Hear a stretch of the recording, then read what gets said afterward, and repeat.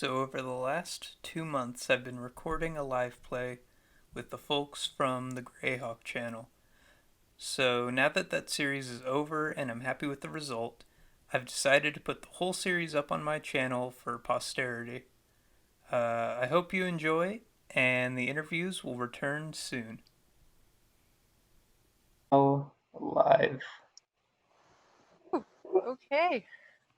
Cool. Let me close out any little widgets or stuff that I won't need. And let me get my Roll20 ready on the gun. Okay. Let's give it like 3-4 minutes, let people kind of filter in. So how's everyone's morning? Pretty good. Good. Good. Okay. So let's see.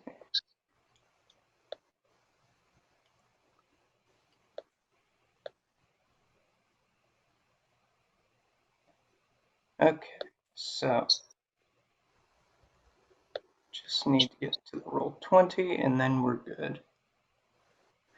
Let's see. Oh yeah, I definitely need to set this up for something stronger in the future.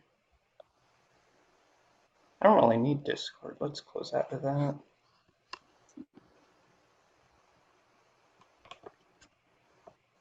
Let's see. File Explorer, don't need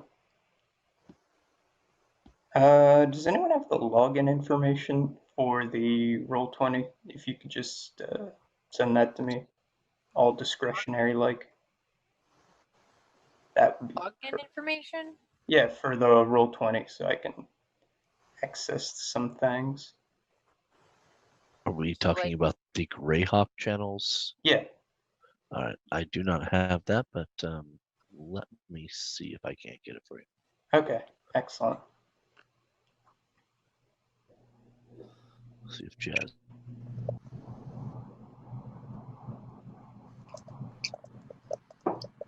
Alright. Well, that's okay. We don't super duper need the info to begin, I think. This looks like a giant thumb.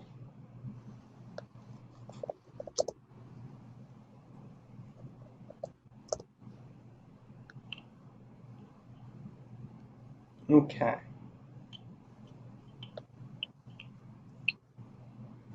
Okay, that looks a little bit better. I mean, yeah, I look exactly how you'd think I'd look, like a gremlin.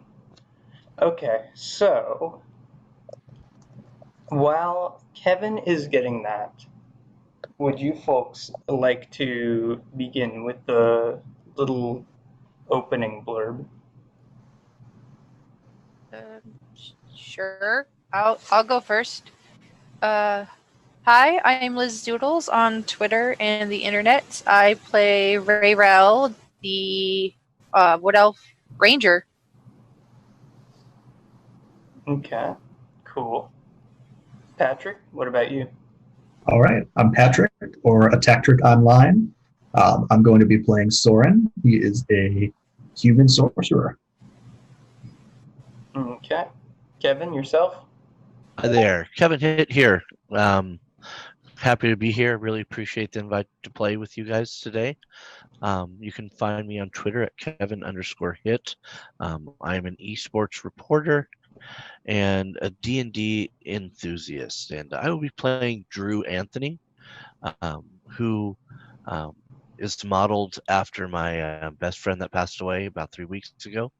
I could not be more excited to keep his memory alive while playing him as a D&D character. So I really appreciate, Liz, that work you did for me there for his portrait. It means a lot.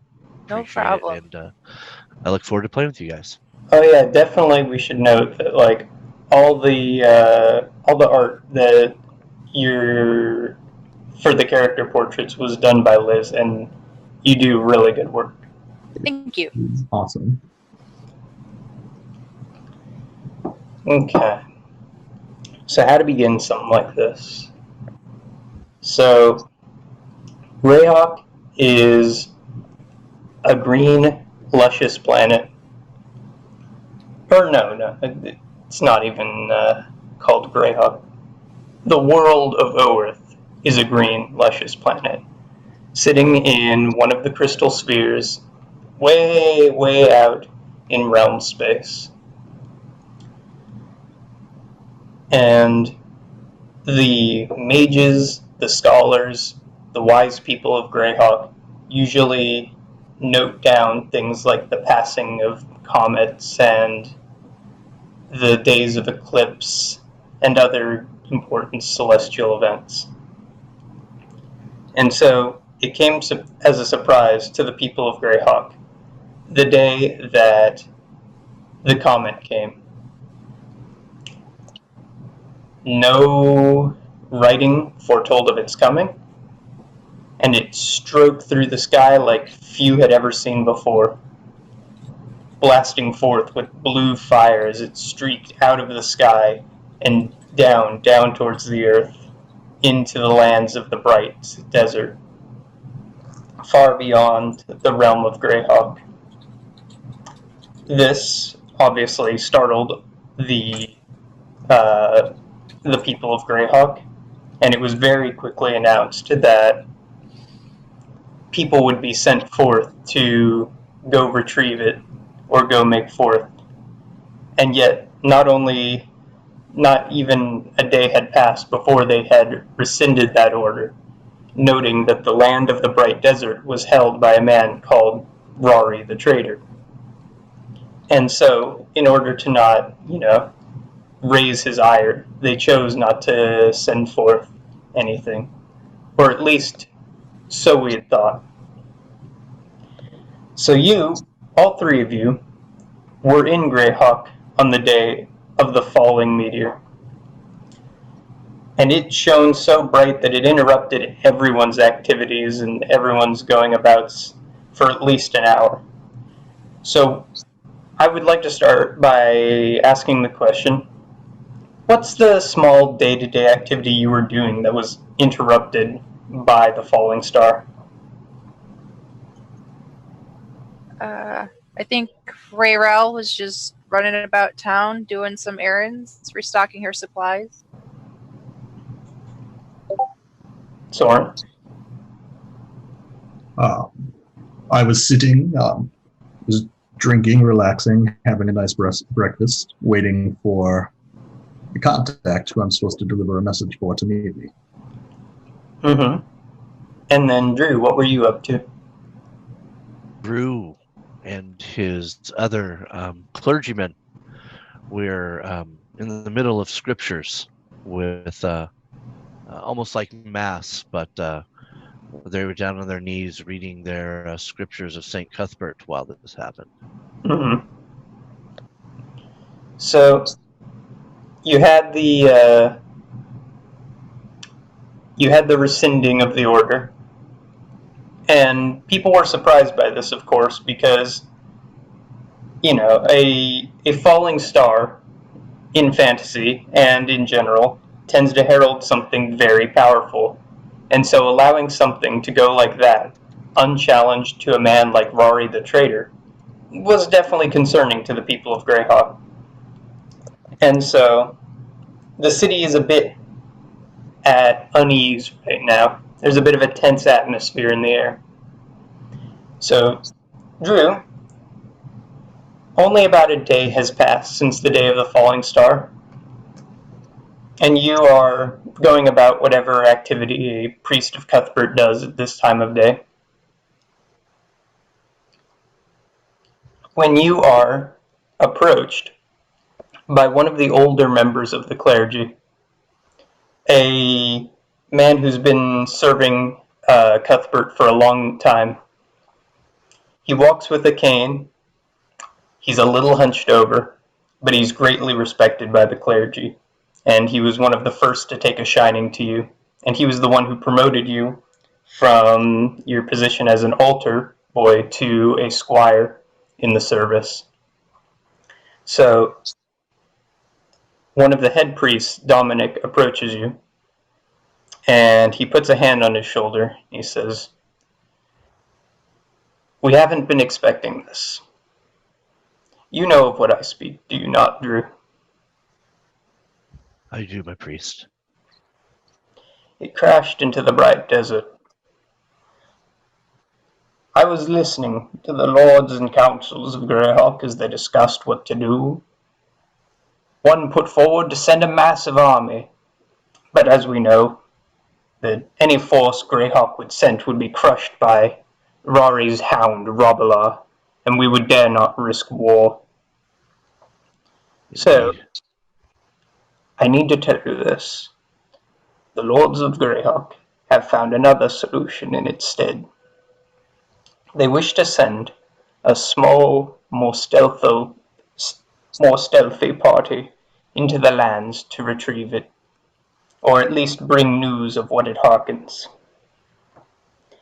I understand that you have been recently promoted and that you are going to soon leave in the service of Cuthbert to explore the world.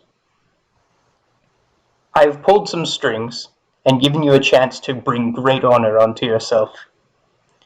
And I ask that you serve as one of the leaders of the discretionary parties that will be sent out. I'm humbled, and all this for the glory of Cuthbert. Indeed. The marshals and lords of Greyhawk are promising gold and riches to those who bring back the news of what portents from the Blue Star. But more important than that is, of course, the service of Cuthbert, and to bring honor to oneself. I will bring honor upon Cuthbert and this temple, my priest, as well as the information that you require. And so, I ask you that you rally forth unto yourself a small party to go south and grab it. Yet only those who will travel fast, light, and silently. If you are captured, say nothing. Understood? By my word and honor, my priest. Good. And he puts his grip on your shoulder gets a little tighter for a second. He sighs. You know, I've always thought of you as a son. I'm going to miss your assistance around here. And he pats you on it twice before beginning to totter off again. Good luck, Drew. And Drew will fold his hands in front of him as the clergy of Cuthbert has been taught whenever you want to have a great show of emotion, they're taught to put their hands forward as a reminder to not get too emotional inside of the temple and respect the tenets of their faith. But at the same time, Drew knows, and he feels the same about Dominic as a father, and so he'll wait until he can no longer see Dominic before he will turn and do his bidding. Mm-hmm. And now, Dominic's lived a long time, and he knows what the Bright Desert is and what a travel there entails. And so, you know, it was very subtle, but you could tell he was very worried for you. Indeed. And Drew will nervously shuffle off to his quarters where he'll make sure that his pack is ready to go. And if there are any other notes that have been placed in his room, and then he will do exactly as Dominic has asked. Mm-hmm. So, you need to find a party that can go stealthily, is one of the words he rang true. So, who do you go for in order to make a party that can get you into a place like the Bright Desert. Do you know anyone?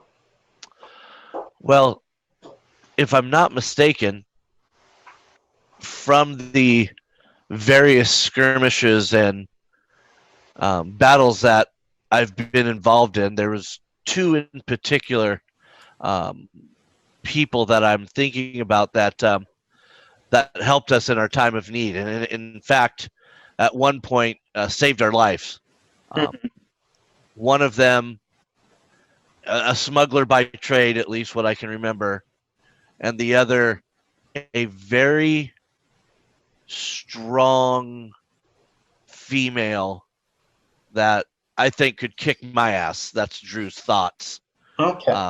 Who is very stealthy and knows her way around the battlefield. Okay. So you have these two options then for people to seek out. Who do you go for first then? Well, I think Rayrell is first on my list, as Drew thinks about having to be as stealthy as you can.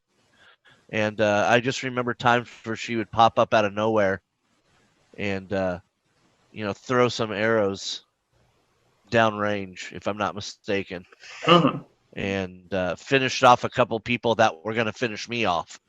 And so Rayrell would be the first I would go look for. And if I'm not mistaken, usually in the evening times, she can be found carousing around various taverns.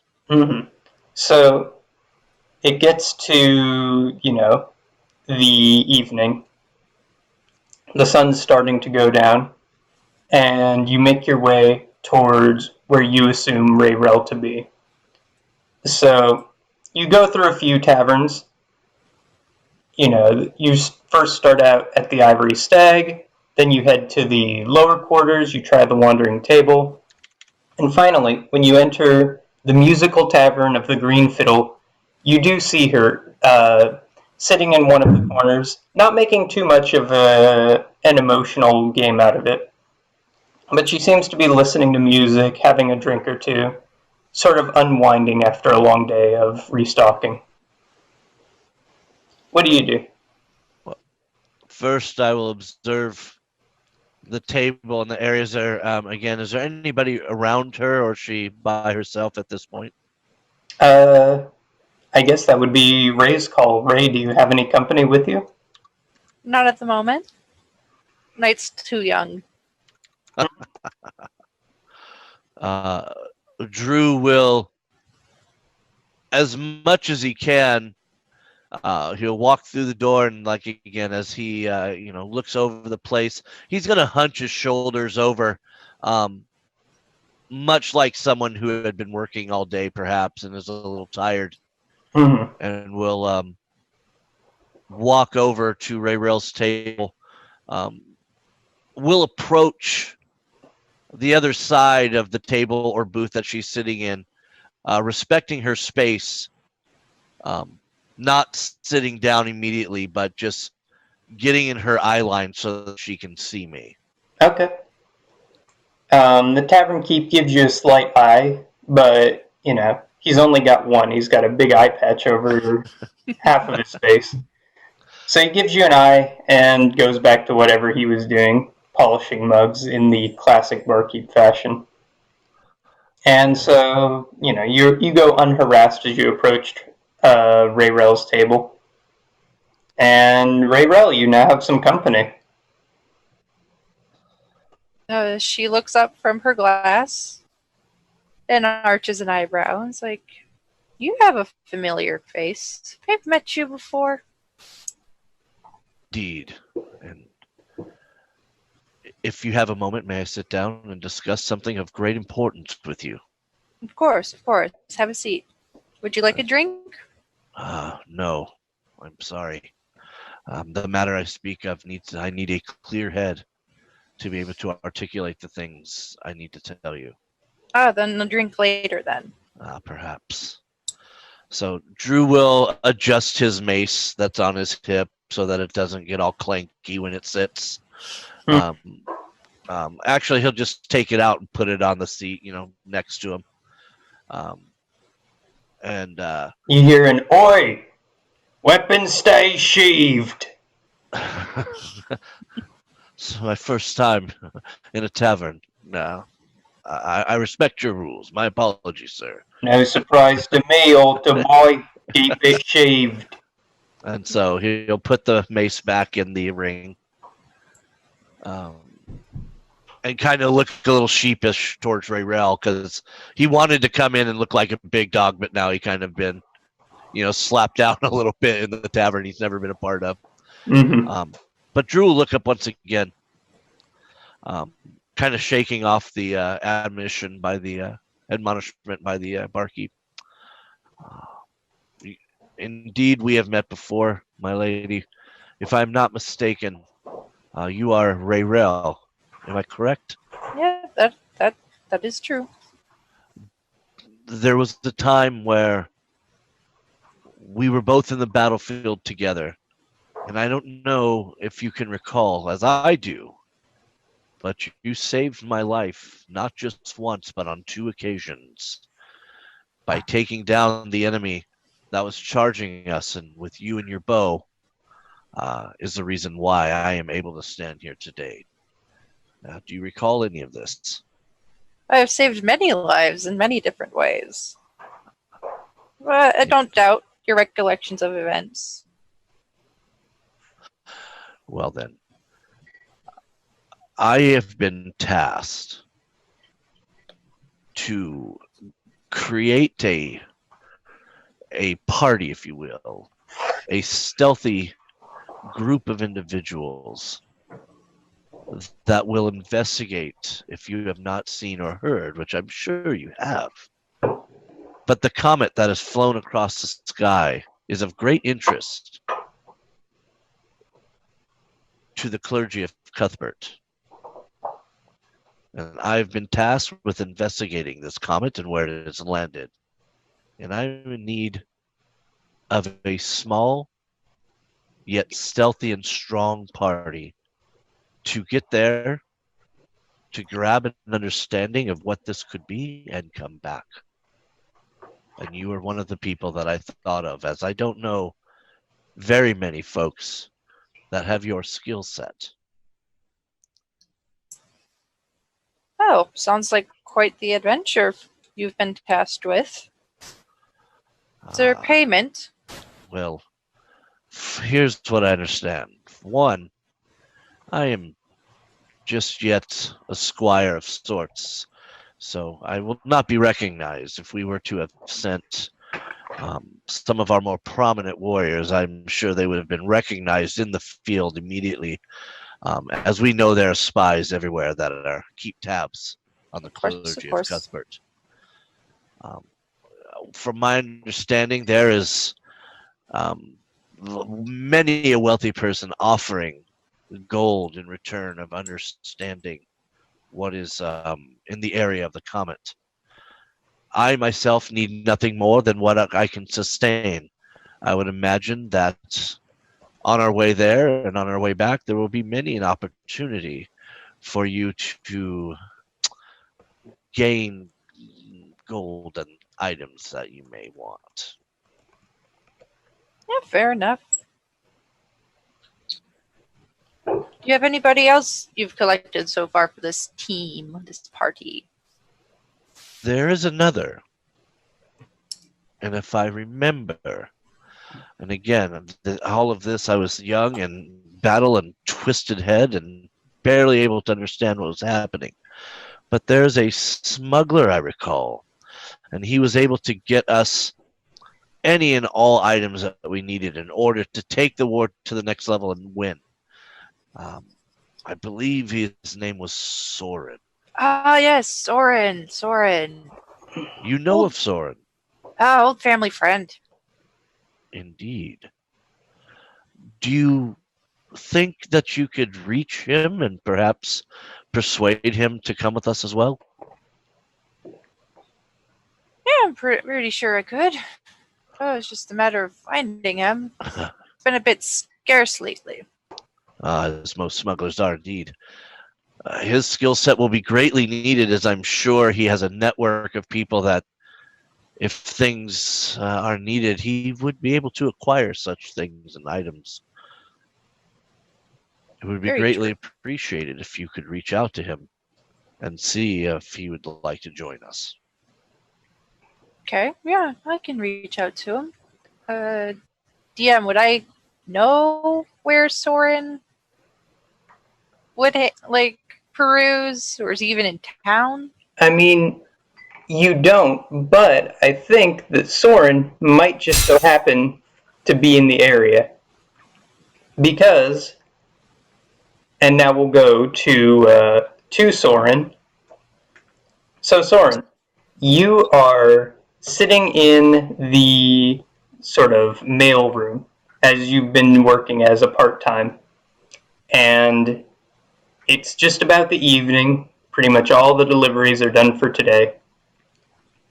And then the head postmistress comes up to you with a small brown bag.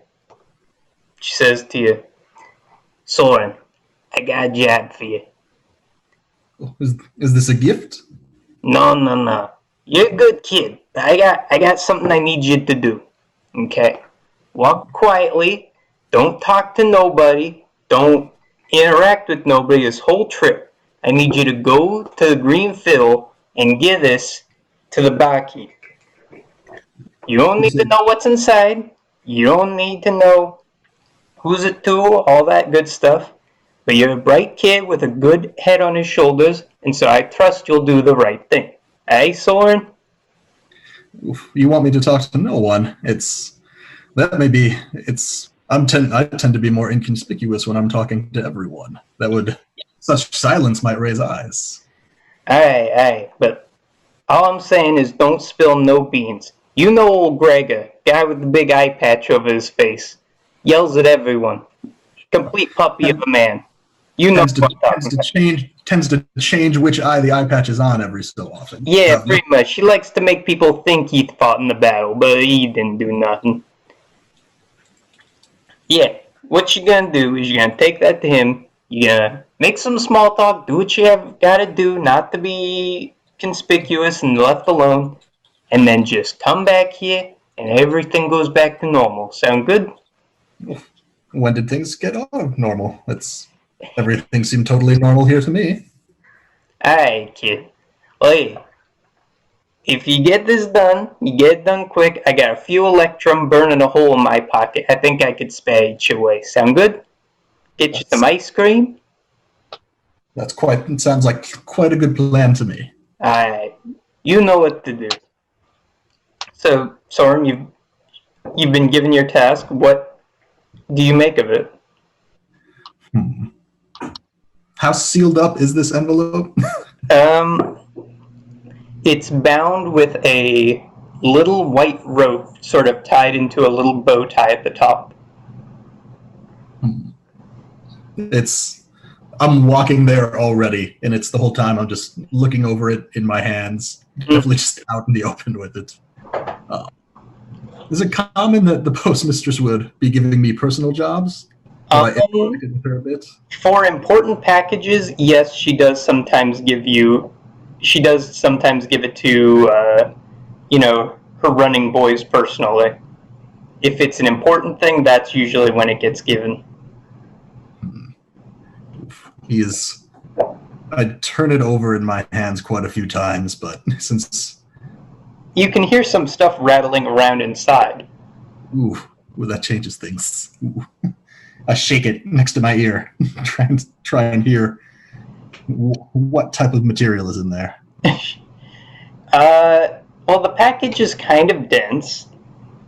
A little, it feels like there's a solid, pretty square object inside there, and it's just a little heavy. It's not it doesn't feel like a rock, but it doesn't feel like paper. It feels somewhere in between.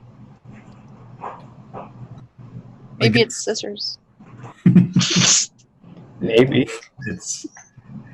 I spend the vast majority of my trip to this tavern debating internally whether I should open it and peek inside.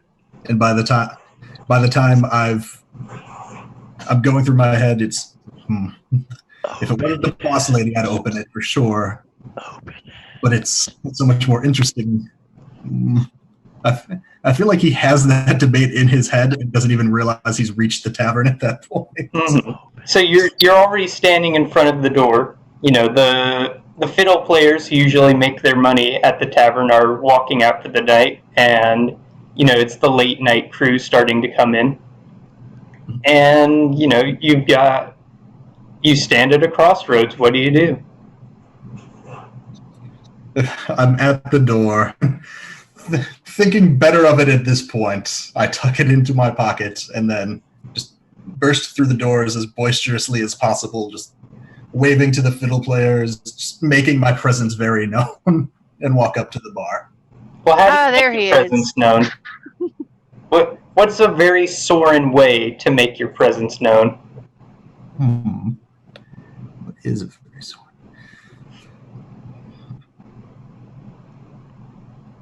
I feel like it kind of when I burst into the tavern, there's a little bit of the candles kind of waver for just a minute, and you hear just almost like a trumpet sound that come in. It's like is that like uses prestidigitation type trumpet? Yeah. Okay, interesting. So the tavern keep goes, keep it down. We got folks who are hammered in here. And he takes a little sip of something behind the counter. Be nice to my patrons. And he goes back to polishing a mug. Is it not enough that I'm nice to you?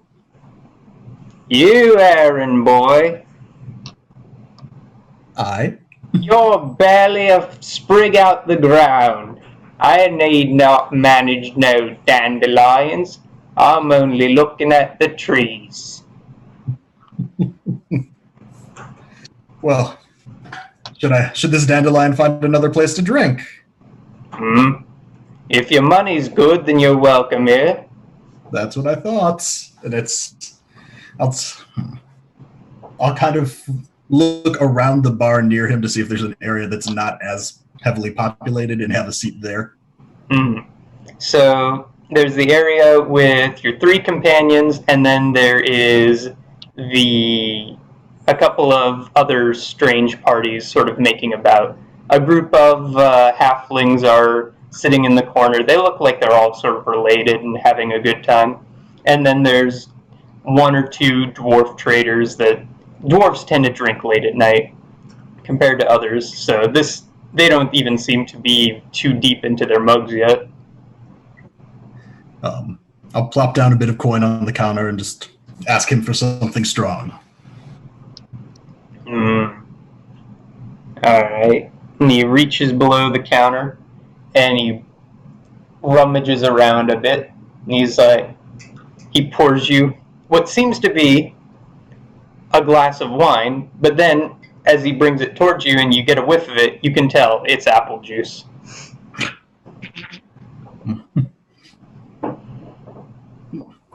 Well, are you trying to cheat me out of a good drink? I'm not cheating you out of anything, Dandelion. I'm making sure you get to see the later days of your life. I may be young, but drinking is likely the area I've had the most experience in my young life. Alright, is that how you think it is? And he gets out a bottle of a clear white liquid and splashes it into the apple juice. Is it alright? I'll hit you nice and hard. Good. And I try and subtly slip the package out of my pocket and just say, good, I would have hated to have held on to this gift that I got. Gift? For me? Who fucking cares about old Gregor? Shh, apparently it's supposed to be a secret gift. Secret from who? Yes, they said it needed to be delivered subtly, and no, clearly I'm the epitome of subtlety. Wait a minute, was it the postmistress? I'm not at liberty to say. Oh, and he blushes a little bit. I know what it is, alright. He takes the package and sort of hides it below the counter. That's not for your eyes, Dandelion. Here, Since you gave me something good, I'll help you out a little bit as well. Them folks over there has been talking about you all night. I didn't catch what. I don't know if they're gonna whack you or if there's some far-off family years, but I recommend let them know what the what is. The Those two things don't have to be mutually exclusive, you know. That's fair enough. I got a cousin up in where is it? I don't even remember. He's gone full loony. Won't stab me for sure. 'Cause I don't blame you none for being a little bit on the edge. Nope. He said, As far as I'm not, I don't think I've upset my family enough quite for that yet, but there's still time. oh, As you said, I'm still young. well, if there's gonna be an assassination, do me a favor, take it outside. Sound good? I will choose the most opportune location to be killed that will not impact your business. Good sir. Excellent, Dandelion. Always a pleasure to have you at the Green Fiddle. And he goes back to what he's doing. I will pick up my drink and saunter over to the table. Okay, so this was sort of happening, while your early conversations were happening. So right as you start to talk about Soren is when he enters, and now, lo and behold, here he is. Buddhist. Is that my old friend Rayrell there? Ah, you've gotten older? Just a bit. Just a bit. And then I know you two, it was Gru, correct? Drew, my good friend, and how are you, Soren? Oh, I'm same as always. Living life. This is very fortuitous that you are here. In fact, we were just speaking about you and the need to speak with you. Oh, speak. Good. The barman had me afraid that I was about to be murdered. Don't murder family. And we of the Order of Cuthberts, we don't murder people for no good reason, anyhow. But Soren, I come to thee today with some news and a proposition for you. Would you hear it? Oh, my ears are always open. I have been tasked with creating an exploration party to go find where the end of the comet landed and find out what that was all about and if it has any religious or secular information or reasoning. And we need to travel stealthily and lightly. And I was hoping you might be interested in such a trek. Now, do keep in mind that everyone knows it had fallen in the Brightlands, and that the Brightlands were who Greyhawk had done battle with not so long ago. And so there is a notorious reputation about the place that you all are headed to. Very dangerous. This is just something that, you all would know, and it's all information that I should make sure is established. Okay, I think that's very fair. So Drew, once again, will kind of just turn and he'll say to Soren, you have been a good friend of the church, whether you wanted to be or not. Your equipment and supplies saved the day for us and allowed us to retreat with minimal losses in some cases and then win in others. For that, we are grateful. And as you know, this comet has landed very, very near or inside the Brightlands, who of course, we were fighting with. The clergy has asked me once again to create a small party to explore this area and report our findings. And we have been blessed that Rayrell has already agreed to accompany me. And it would be a great honor if you would come as well. Well, you've found me at a fortuitous time. It's Rayrell, I'm not sure if you've heard it. I left my family's business previously. It's a relatively recent phenomenon. So I'm certainly looking for, work here and there. It's a little bit out of my area of expertise. I tend to stick to the waters, but the challenge of sneaking you and making you look inconspicuous in the crowd.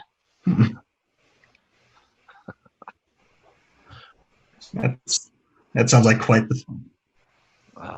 I realize my demeanor, my dress, and things of that nature certainly give me away. I will change and do my best to be something that I'm not for just a small while. So can I count on you to accompany us? For you, Stu, my good friend, of course. Indeed. Drew will chuckle, and he'll slide out from the chair. He'll stand again, hunched over shoulders, trying to do his best. He's been working all day pose, and he doesn't know if it's working or not, but he'll simply say, get a good night's sleep or not. But I'd like to leave in the morning if that's fine with you both. Shall we meet you at the temple then? Yes. Meet us at the temple doors. They will be expecting you. All right. Lesson 1, friend. Next time you'd like to blend in a tavern, it's a good idea to have a drink with you. But I will see you there. Duly noted, Soren. And again, I thank you both. This will be something the church will always remember. And so Drew will turn on his heels and walk towards the door. He'll then go back to the temple. Mm-hmm. And he will write a note and have it sent to Dominic, telling him that we duly expect Darrell and Soren. This is usually how they are dressed, and a description of the two. And they will meet us at the temple, and to please bring them and sit them in the foyer until that time we are ready to leave. Okay. So let's start with Soren. So you are now invited on this expedition. What about your mail job? No, let's talk about it. Do you want to quit it? What's your plan for that? Or are you giving no notice? I will leave a note for the postmistress. Leaving, I feel like that's most appropriate. I feel like that's the means of communication she's most used to. Just explaining that clearly I viewed this more of a bit of a freelance job, and that there is a business opportunity and challenge I cannot quite resist. Okay. But I will try and... She owes me some electrum for that package. Torn. I will write the letter and then attempt to deliver it in person, or hunt around at the office to see if she's left me my payment in any usual place. So you go to her head office and you can see she's asleep behind the table again. And her, always the punctual one, has left a little bit of electrum already prepped on the corner of the table for you with, yes, a note she wrote saying, "Here you go, Soren. I know you did well." Even though she has no way of confirming that. All right. Well, I will try and I will take my payment and leave my goodbye note for her. Okay. Just in a place where she is very obvious to find it. And I'll be sure to include it again in the note that I hope to be back soon, and it's been a pleasure working with her. This is certainly not the last she's seen of me, Okay. because I know that would be quite disheartening for her. Mm-hmm. Rayrel, do you do anything before you go to sleep tonight? I go to the Ivory Stag. Mm-hmm. It's almost midnight, and there's very few people in. Is Corin at the bar? Uh, Corin is not at the bar, but the barkeep knows you and waves you up to the room that Corin will be staying in, or has been staying in. Okay. So I head up to to his room, Mm-hmm. and I lightly knock on the door. Okay. So you hear some footsteps, and your old fling Corin opens up the door, very tired and visibly a little haggard. And he says, Rayrel? What do you want at this time of night?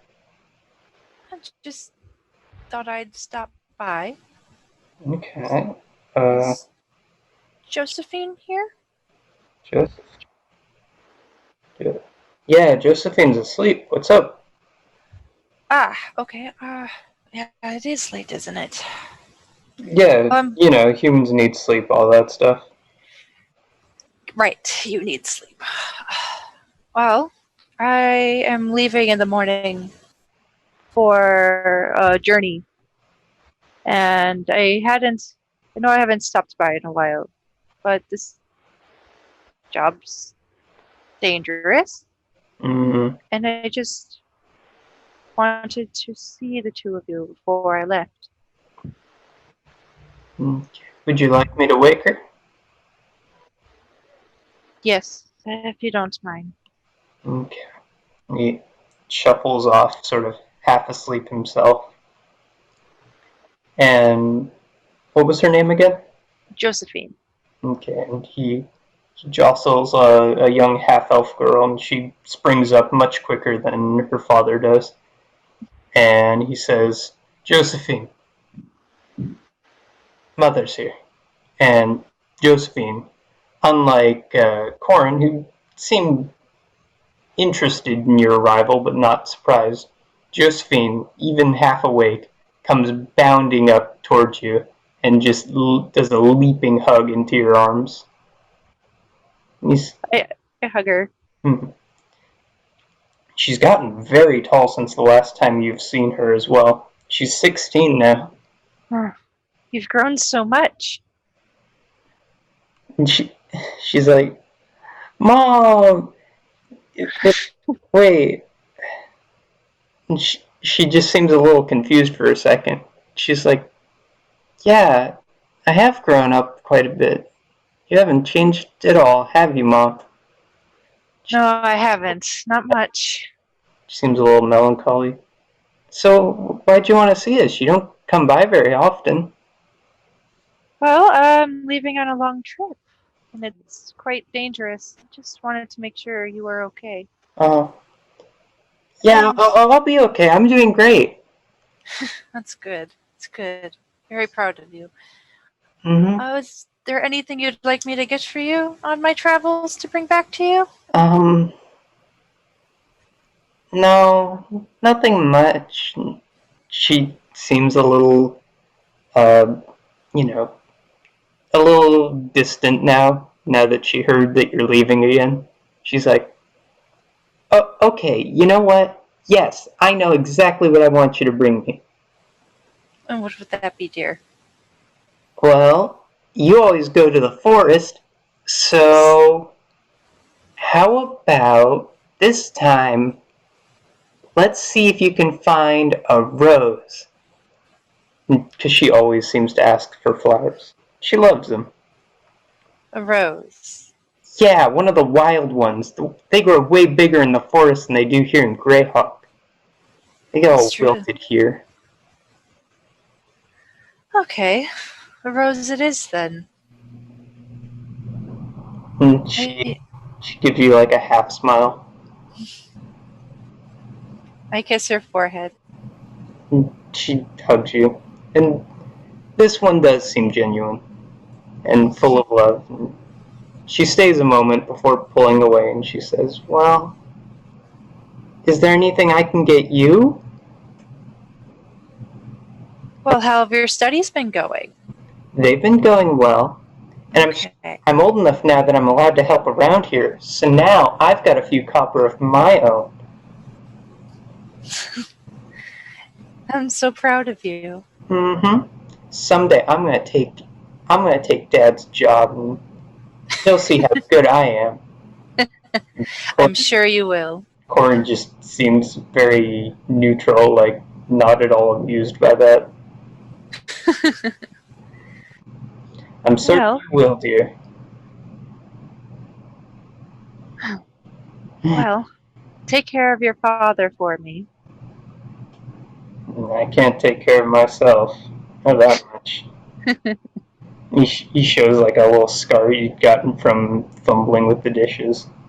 Well, Rayrell, it's been good seeing you, and come back safe, okay? I'll try. Corin brings you in for a hug. A little awkward, not sure if this is completely socially okay. She returns the hug. It's a little awkward, but she hugs him. Okay. He gives you a little bag. Here, I've been saving this up. 5 silver pieces for your journey. You're so sweet. Thank you. Of course, dear. Good luck to you. You as well. And he starts to close the door and shuffles back to bed. Ravril returns to the green fiddle for the night. And that's where she has her room, I'm guessing? Yes. Okay. Ooh, that was emotional. And then, Drew, anything you do before you head to bed? Per usual, Drew will make sure that he's reading his scriptures, and he is preparing his traveling pack. So, items such as, a couple of short torches, rope, his holy symbol, rations for how many ever days.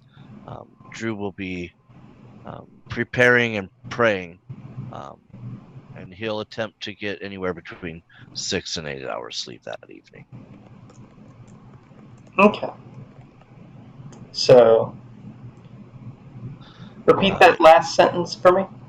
Yeah, and he will attempt to get 6 to 8 hours sleep that evening. However, one thing of note that I forgot is that he does in fact write a very poignant note to Dominic.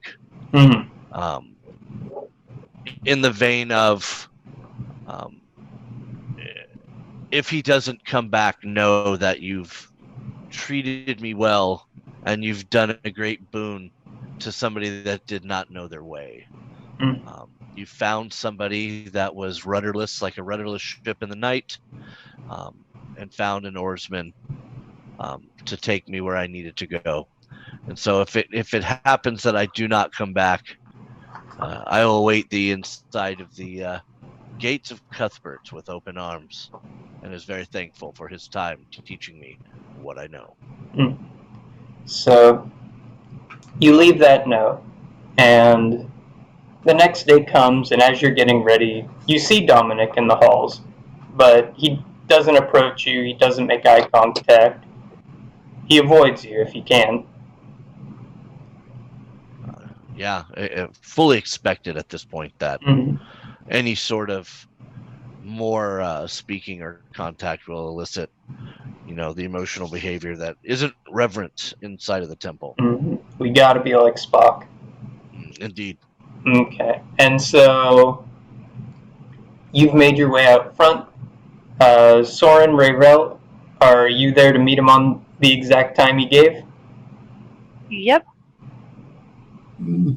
Soren will show up 5 minutes fashionably late. So, Not because he's running late, but because that's the time he planned to arrive. so by the time you get there, Rayrel and Drew had been having a little bit of a, you know, a small talk between each other. And the day has come for you to leave.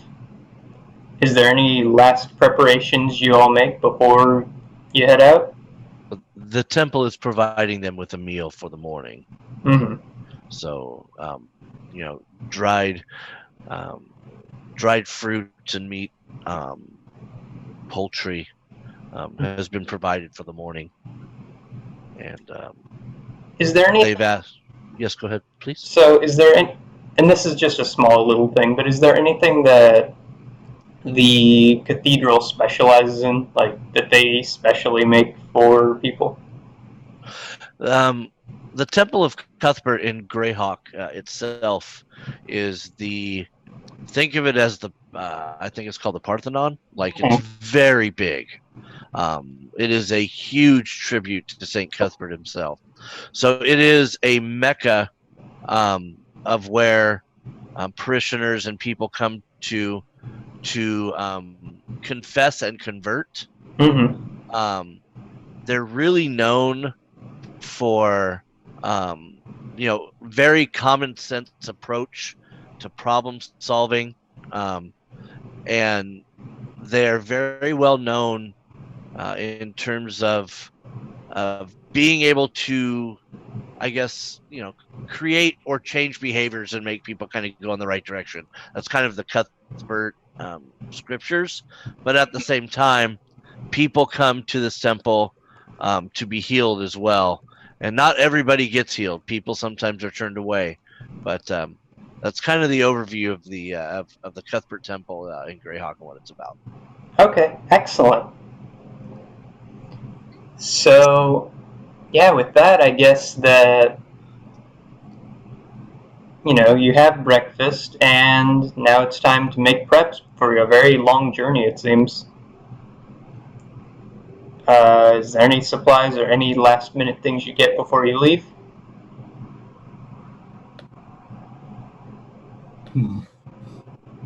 Having worked a bit with Rayrel in the past, and knowing my own consumption, I make sure that I get at least 1 or 2 full wineskins before we leave. Mm-hmm. Okay, so you get what you all assume would be the basic supplies. The market's busy this time of day, and what we're going to say is that the supplies your characters start with, when we were setting them up, that's basically what they get while they're at the market. That way we don't have to, RP nothing too heavy. And so, you make your way towards the gates of the city and ready yourselves to move out. And you do see something odd, though. You see another group about to head out. This is a wagon with a horse, and there's a little gnome sort of sitting at the carriage seat, and then you have 2 humans and a half-orc sitting in the back of the carriage. It's one of the open wagons. And the little gnome tips his hat to you and he says, fellow travelers, eh?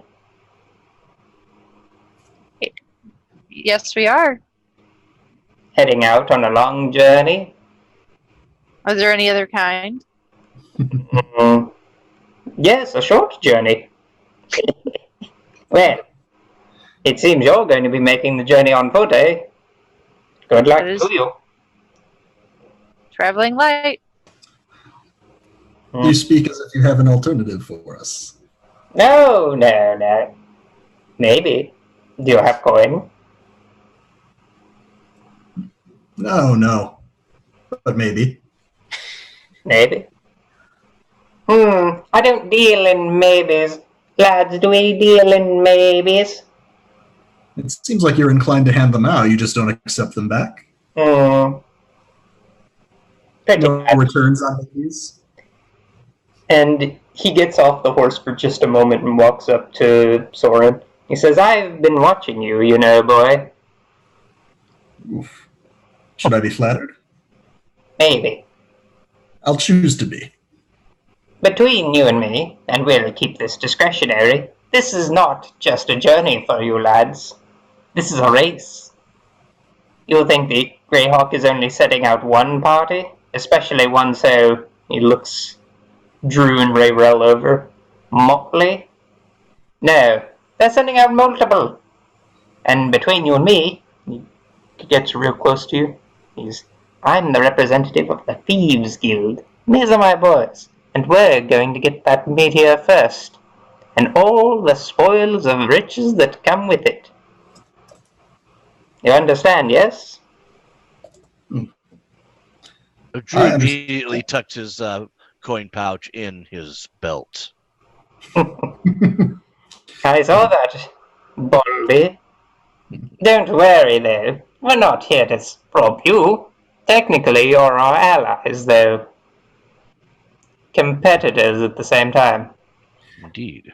That's quite presumptuous. I don't recall any of that specifically for our journey. Although it seems a little bit strong advertising your allegiances to the Thieves Guild, and a little bit less than subtle telling us exactly what you're doing. Well, you see, subtlety is only when there's a fear that you might lose. I wish you and your companions the best of luck, but we will be the ones reaping the spoils. Touche, lads? And they all raise their fists in the air, not saying much of anything.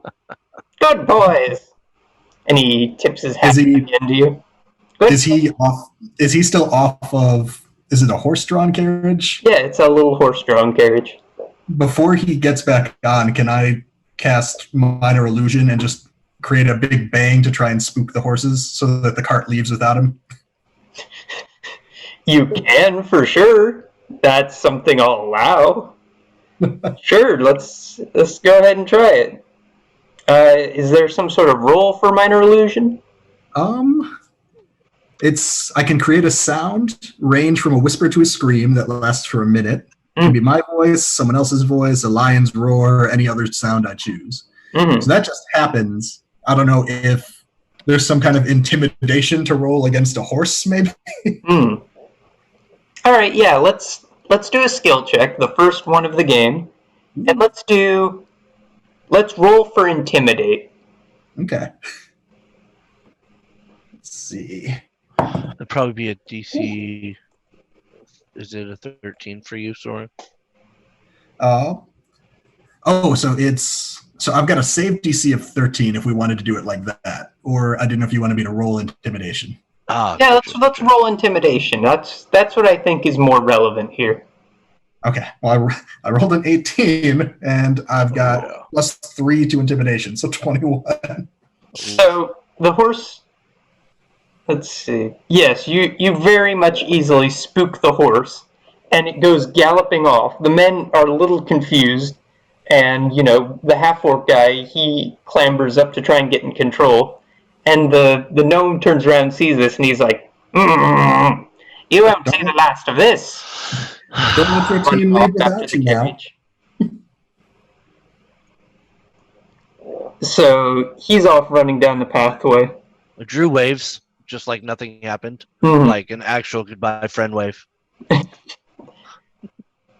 Oh, Drew is such a good lad. They seemed nice. So I suppose it's now time to make your way south, right? Yeah. Let's see. Indeed. Now, let me see. I'm sure we would know where we're going here. Or do we have a map of some sort that was given to us? Could I have pulled one from the library? Yes. I would say that the people of Cuthbert's Cloth are a bit insular, and while they do pilgrimages, aren't very prone to, traveling. They prefer the cities and the rural or the urban areas. Yeah, for sure. So we'll say that you don't have a super detailed map at your hand. Right. Okay. No, I think that makes sense. Let's see. I think I can give you something like that. All right, so we have a little map up on the stream now for your viewing pleasure. Outstanding. Yep. Okay, so let me see. Just trying to. Oh, okay. So we know that we're going to be traveling south and east, and so we can do it either where we follow the river down and take a boat, or we can simply follow. There is a road from Greyhawk that goes through a lot of little, I would say, towns, and Storm Keep, Zarek, and so I'm. Drew will turn to Rayrel Soren. There are two ways with which we can get to the Brightlands. We can travel down the river and get a boat, or we can take the road. There is a road that goes all the way there. It'll be quite some time, but the road takes us straight to Kalandi. So let me give you some info real quick. Yes. So please. you see those three little hexes of hill right in the middle of the Bright Desert? For sure. Yep. So that is where it is generally thought to have landed. And then the keep and the stronghold of Rari is going to be in the northeastern part, though you are unsure where, as you've never actually visited the place. Okay. So the only thing we truly know is that the comet landed somewhere near the Brass Hills, which is the name of those the hills. The Brass Hills, and Rary's Tower is somewhere north and east of the Brass Hills. That's all we know at this time. So Drew, once again, turning to his compatriots, what say you? Shall we try to hire a boat, or would you like to go by land? Well, if this is a race, the river's the fastest way. To that I agree. According to this map, there is, if we travel down Woolly Bay, as you can see, there's a little inlet that looks to be very close. Yes. I propose we go there. What do you think, Soren? Well, I'm happy to stick to the water if that's an option. That's where I have the most experience. I'm happy to, if we head to the docks, we may be able to either charter a small vessel ourselves, or I could potentially we could see if there's anyone. There's oftentimes those looking for work on the sea of 3 hardy individuals to provide protection. So DM, we would like to travel down to, the river that travels north up into Greyhawk. We would like to try and charter a river boat to take us down to the, all the way down the river, if we can find that, to Woolly Bay.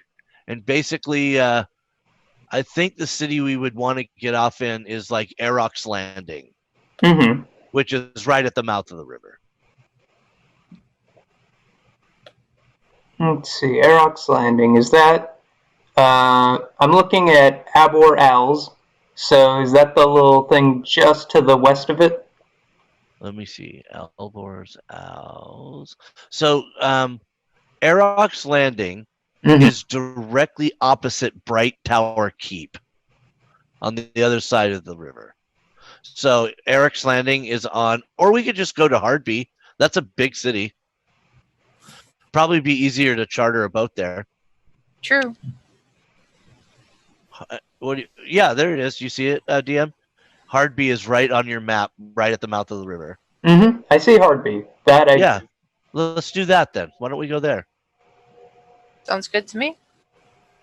And so we will look for somebody, DM, Mhm. to see if there's anybody or sign or anybody standing on a boat that looks like they want to charter down the river.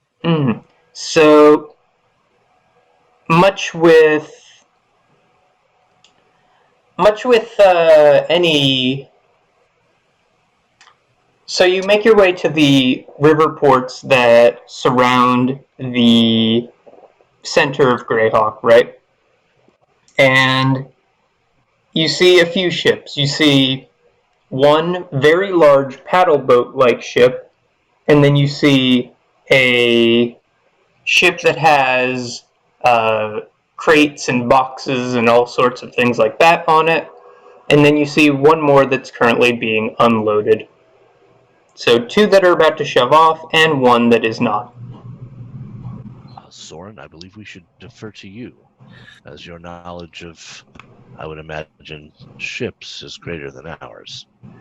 Do I see maybe any Rainy that I used to work with? Anyone that I know from my smuggling days around the dock? So actually, A familiarity yes. on the ship. So standing in front of the large sort of steamship-looking like boat, there is someone that you don't quite recognize at first, but then you realize, oh, that's my cousin.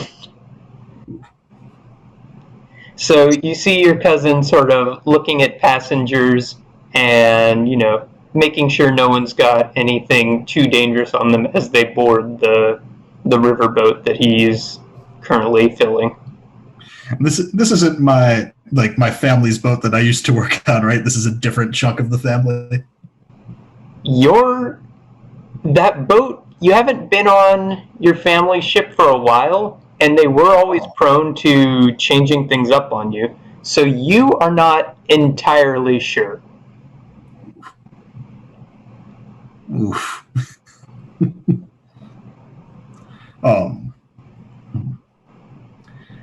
Well, I noticed my cousin in front of a boat that speaking with Ray Rell and Drew, that may be good for us or maybe not. There's one boat I'm trying to avoid us being on, and my family they weren't always consistent with the appearance. They liked to decorate, so we'll see if this is the one or not. But the most appropriate for our plans. Would by all means. So you all get in, or try and charter passage on this with the cousin who's sitting out front? Yes. Yep, I will wipe this anxiety from my face and just saunter up. Cousin! Cousin!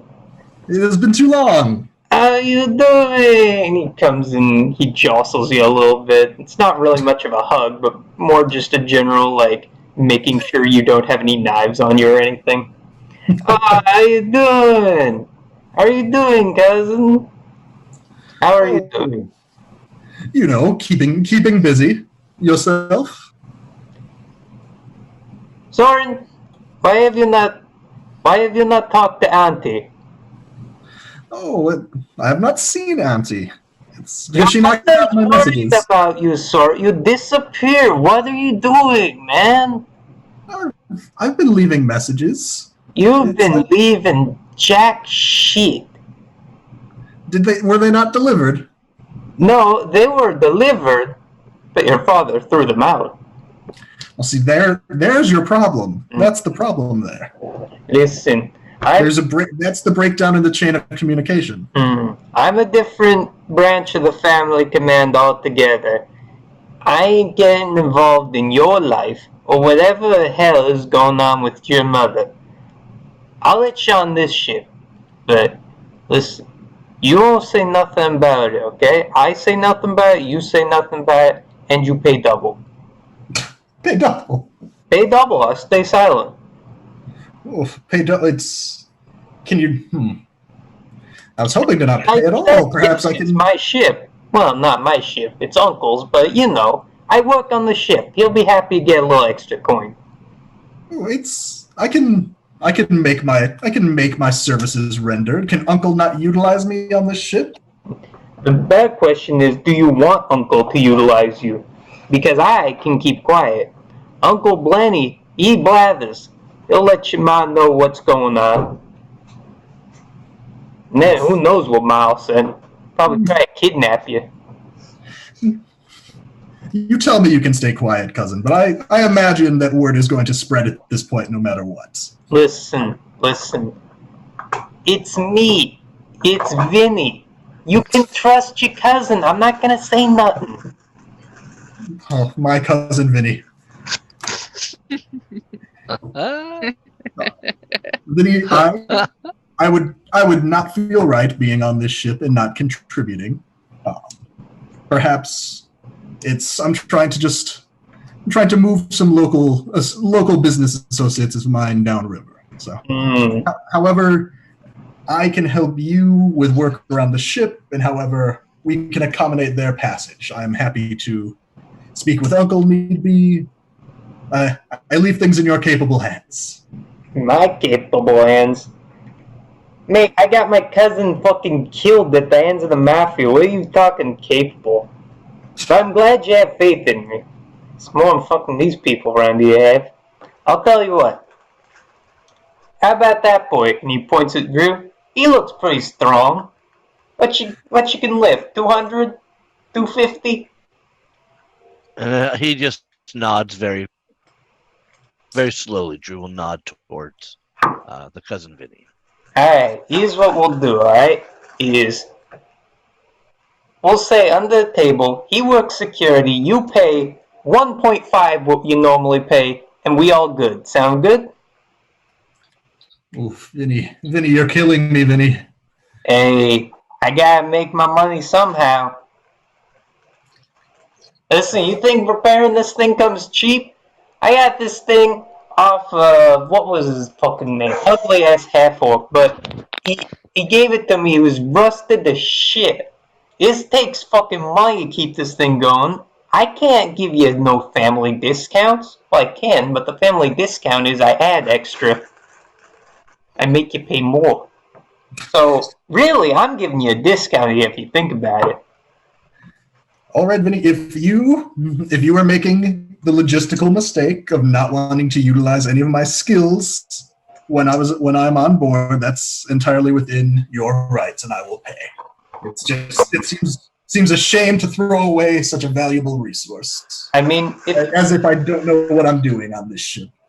If you want, Soren, you can roll persuasion. Sure. Let's try that. That's a 16 plus 5. 21 again. Jeez. 21. I'm not used to being high charisma. Vinny taps his little clipboard he's got with him a little bit. Hey, what can she do? What's your name? Tell me, Toots, what's your name? Jeez.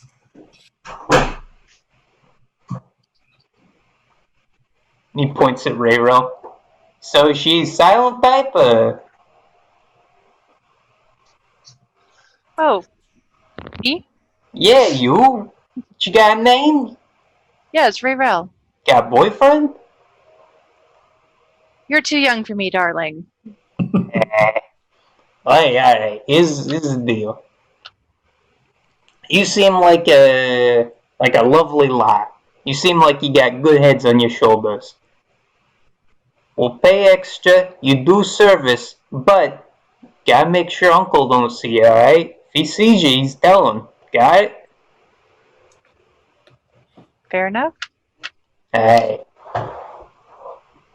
And so he asks for, let's say what we got. 10 silver piece. That sound good? 10 silver, 1 gold. You know. King's money. Give me a king's money. I flip him 2. And I tell him to make sure to make sure that word does not get out from you, Vinny. Hey, you got Vinny's word.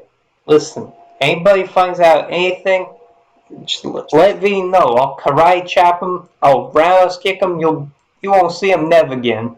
I know all about Vinny's word, and the extra gold is to make sure that Vinny's words are limited. Got it. And then you see some other people walk up in the line, and it's a very upset gnome, a very haggard-looking half-orc, and two exhausted-looking humans. They don't notice you, though, because you folks have just boarded the ship as they arrive, and they immediately start arguing with Vinny.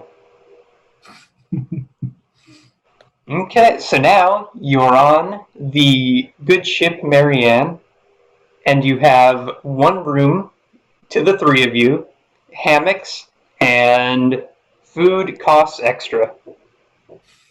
Gonna be a lovely sail down the river. And Drew will defer and allow Rayrel and Soren to pick which hammocks they would like first. I think Ravrel will take a bottom hammock.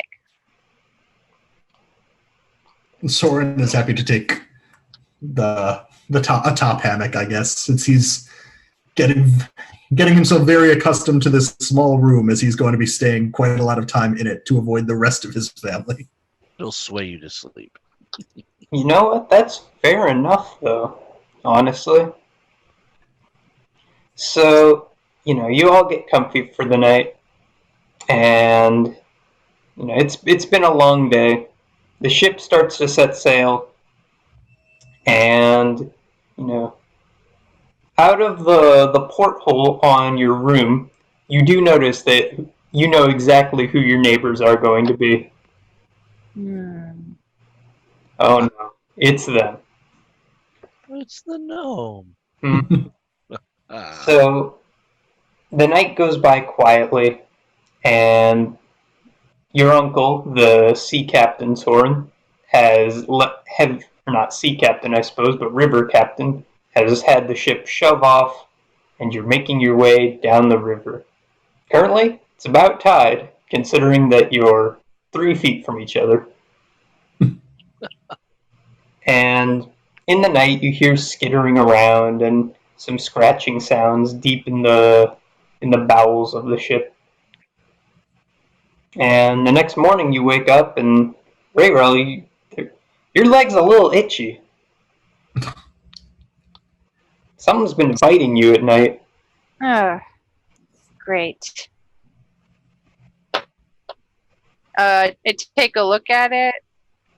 Does it look like anything I've seen before? No, but it's the size of like a baseball, and it does not look good.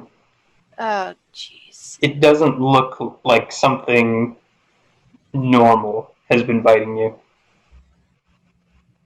Well, that's fantastic. Let's see, what do I have? At any point, do Soren and Drew notice this baseball-sized welt on her? I mean, it's pretty hard not to. Right? Yeah, It's because she's kind of messing with it, right? Mm-hmm. So, Drew will hop down and take a look. Mm-hmm. From a distance, he doesn't touch her. Mm-hmm. Rayrel, may I yes, take a look? of course.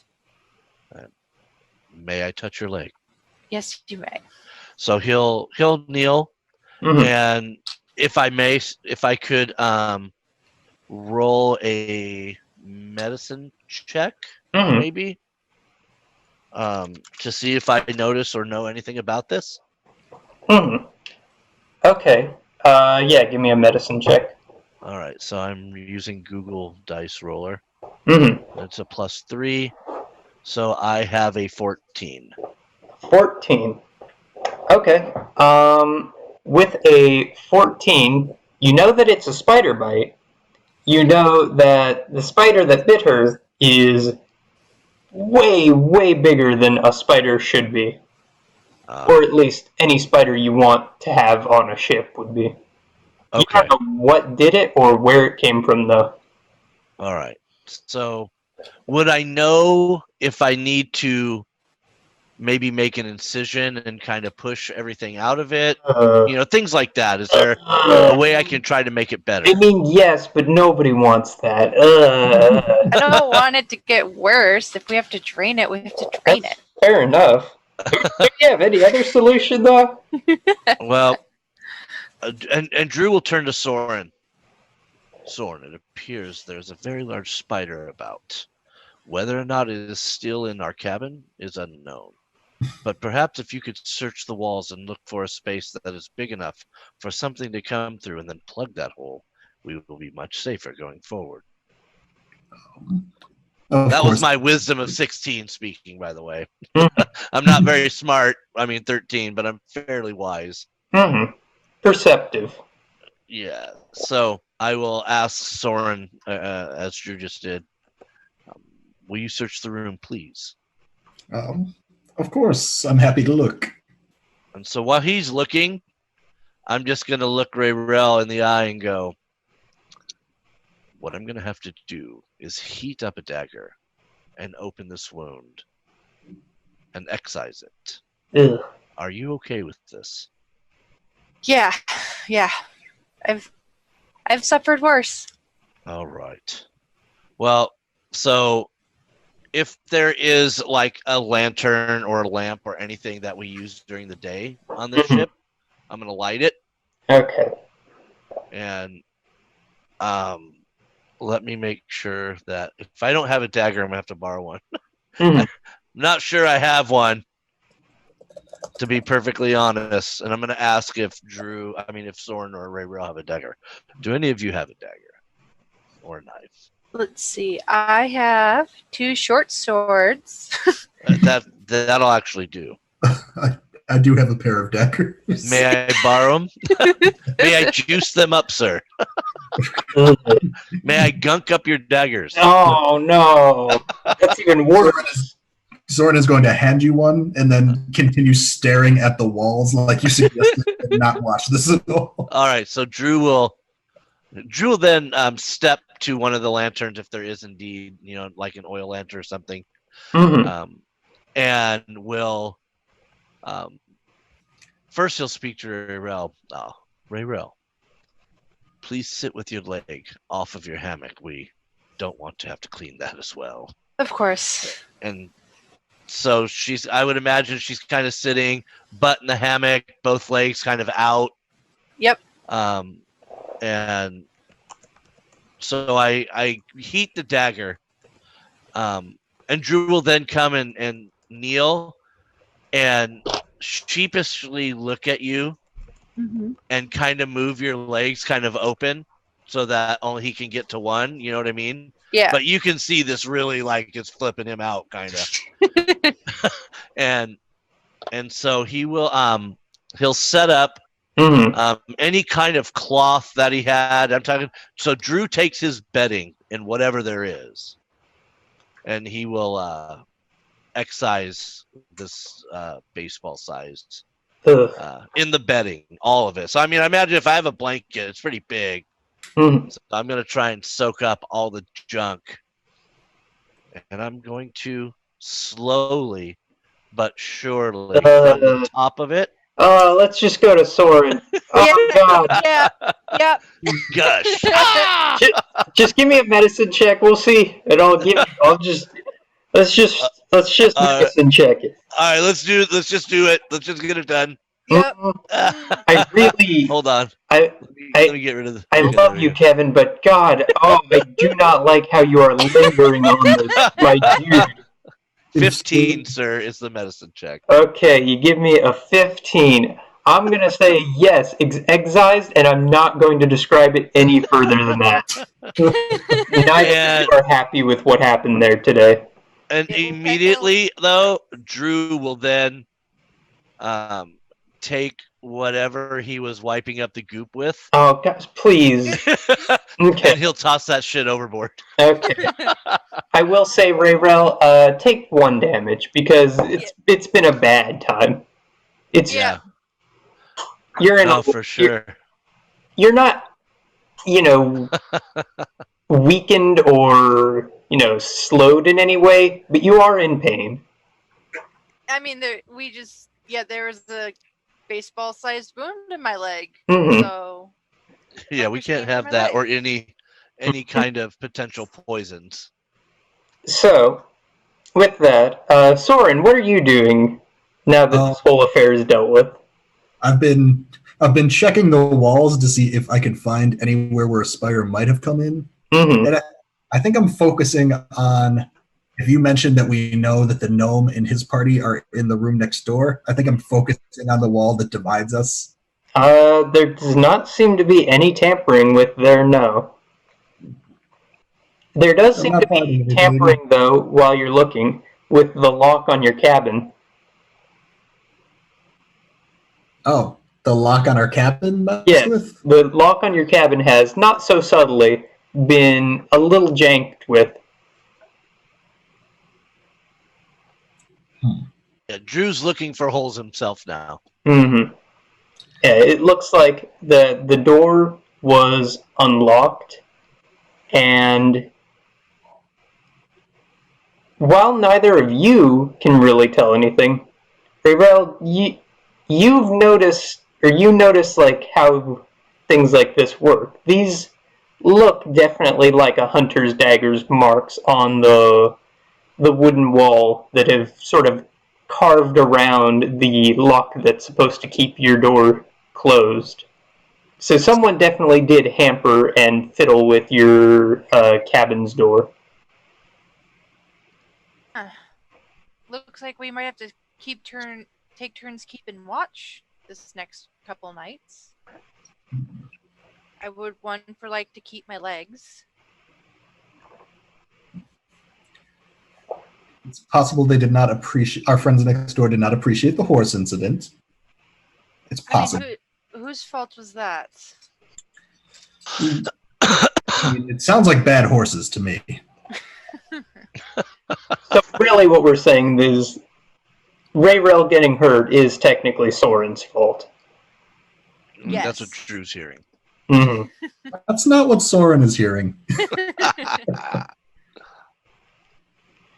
So we'll continue to look and search up and down to see if there's any. I mean, maybe we find it and smash it with my mace, but we will continue to look for and we'll push and prod in every single inch of the walls, floor, and ceiling.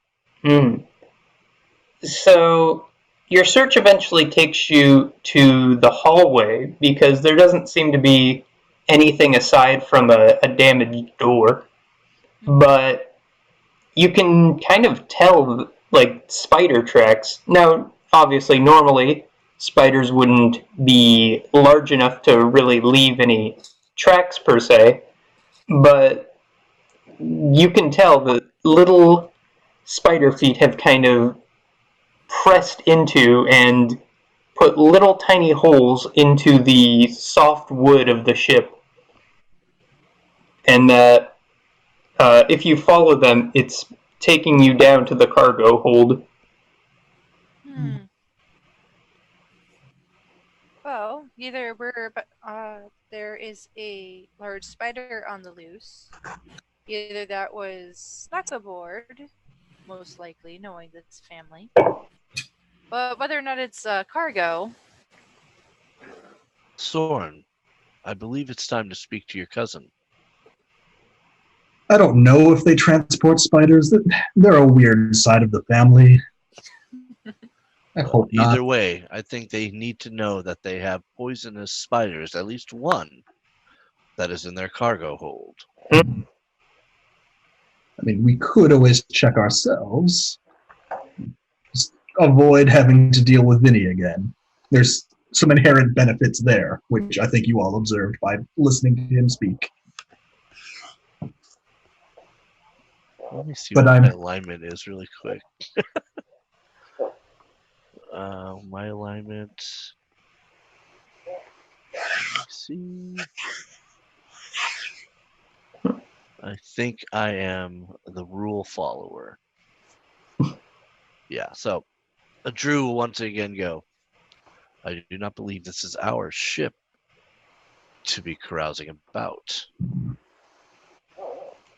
Well, technically, it's not Vinny's ship either. Well, we know it's not ours. I'd rather avoid my uncle. We could Well, try. perhaps one of us can go speak with them. You don't necessarily have to. That's an option. I am not your keeper. I will sell you this only, that I will not go down into the cargo hold without permission. Understood. But what you do is up to you. Mm-hmm. So what have we decided then? I think we should at least talk to either the captain or to Vinny about, like, hey, there might be a giant poisonous spider loose on your boat. Do you know anything about this? Because, like, maybe it could be their cargo that got loose and they didn't know, or someone snuck on some stuff they weren't supposed to. Mm-hmm. All right, well, Drew will volunteer then. This entire ship is definitely, one that is up there in years and has been used multiple times, so who knows what's the cause of it. Right.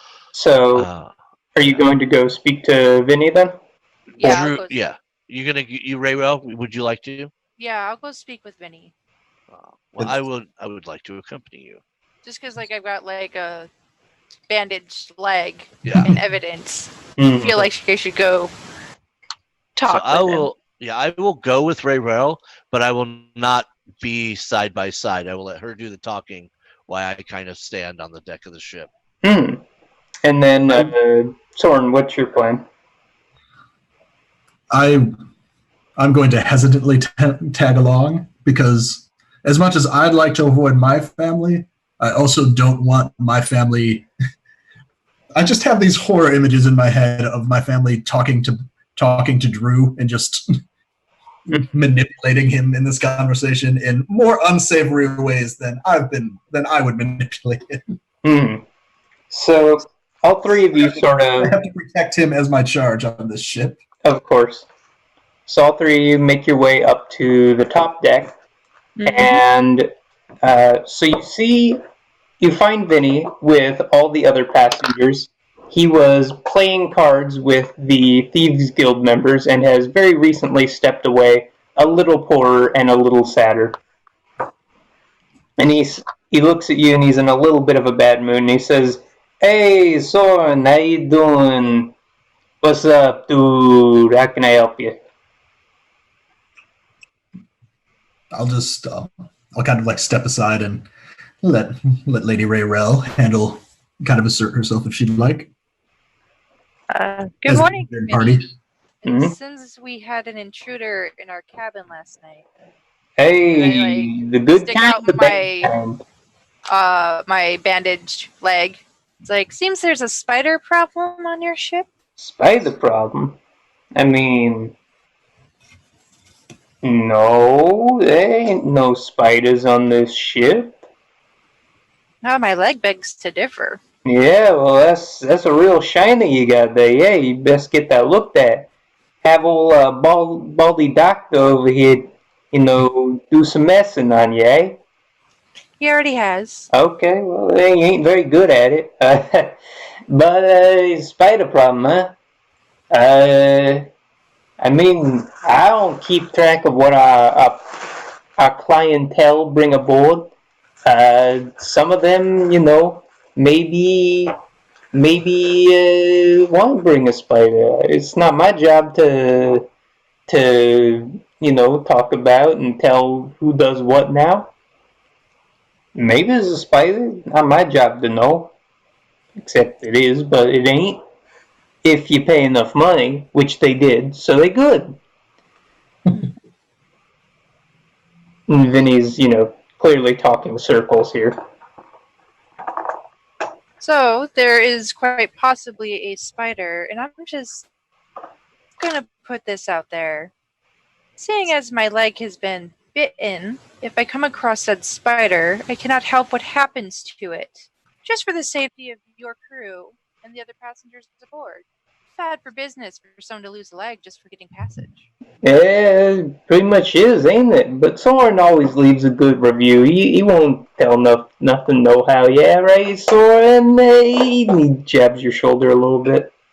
I don't know, Vinny. You may not know Ray Rel, but she's a long time friend of the family. Aye. For her to be injured in such a way. And he waves you to come down a hallway with him. Away from the Thieves Guild's folks. And he says, "Aye, here's what happened, aye.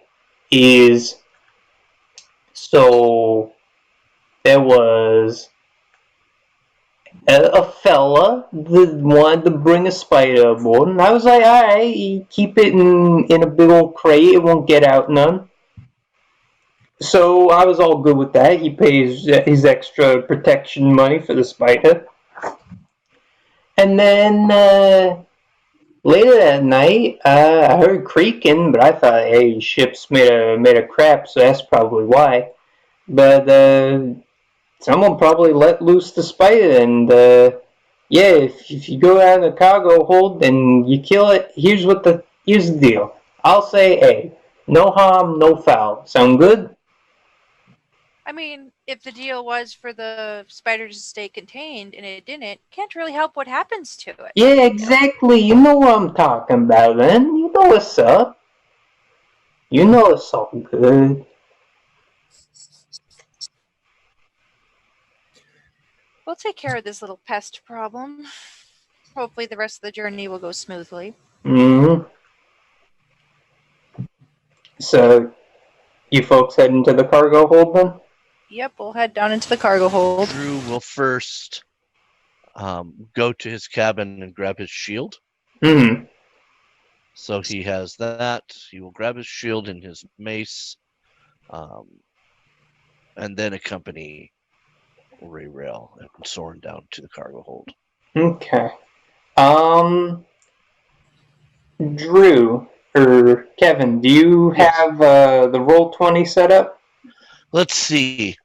Oh, I need to log in, don't I? My apologies, DM. Please do not lightning bolt me. Oh no, it's all good. I might spider bite you, but I'm not gonna lightning bolt. Yeah.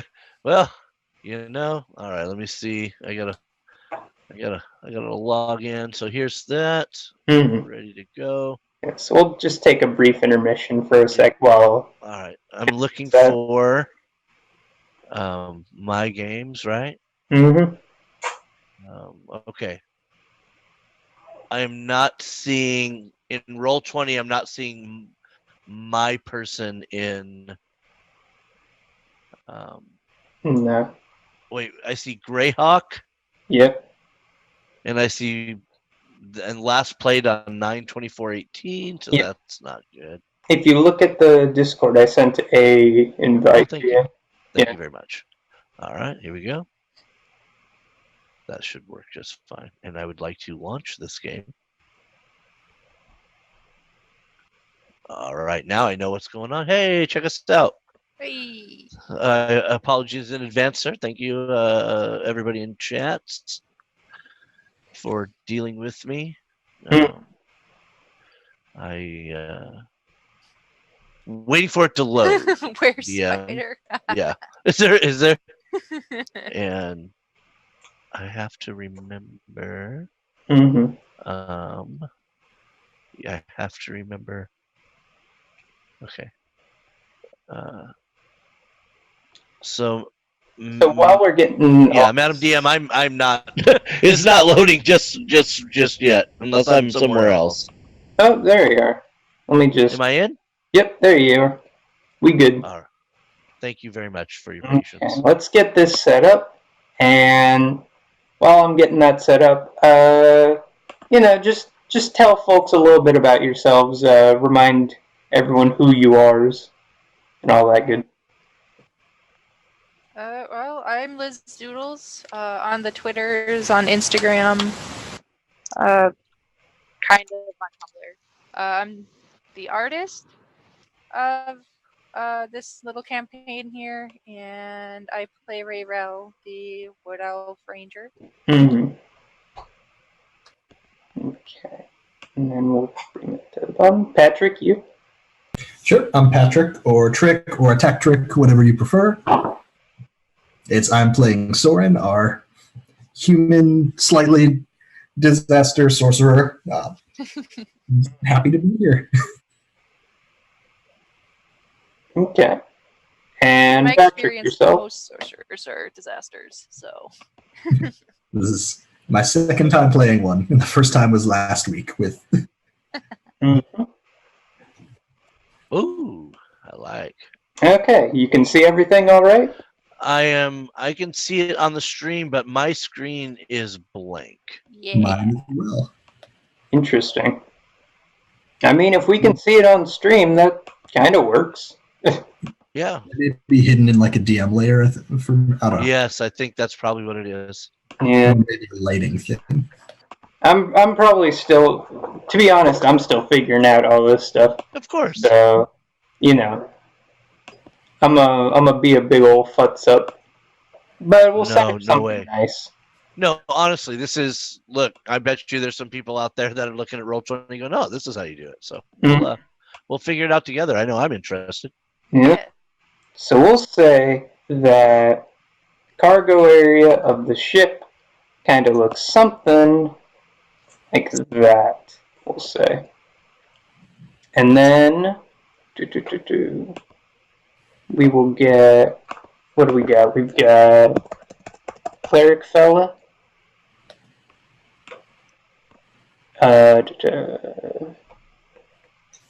That's not. Sorry about this. I'm just getting this all set up. No worries. Okay, we'll No worries. put a little token for Drew. We'll put. I'm going to practice a attack roll. Mm-hmm. And obviously, this is a first attempted run through. And so, things are going to be awkward at first. We'll put a little Rayrel. Yeah. And then we'll put, a little...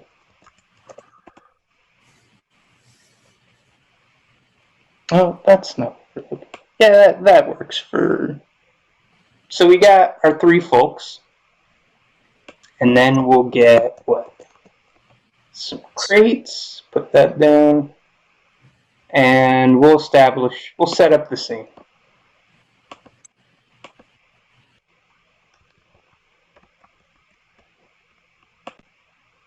Okay. So the crates and the hull is a very jam-packed, very crowded little area. The family that Vinny works for and his sort of motto does not seem to be get everything there in one piece. It seems to be fill it as full as possible and let the gods sort it out from there. I like it. Used to get deliveries from someone like that. Mm-hmm. A lot of broken eggs. Yeah. There's no pride in their work. Mm-hmm. It's like Amazon in some ways. It's not too far off. So now here comes the issue, though. You don't know exactly where the spider is. Let's see. Fair enough. How can I make sure that you folk can... okay, I see what you're supposed to do. But we won't do it that way. We'll do it very improvised for our first attempt. And we'll figure it out some other day. So... You know that there's one of these out here somewhere. You don't know where, though. So, let's do a little bit of RP again. So, you make your way down to the hull, and it's leaky, it's creaky, it's very moist, the boxes don't seem stacked very well. And above it all, you hear some sort of silent, dark skittering about that you cannot quite place where it is. And so you hear around the walls and around the ceiling, and it echoes in this little area.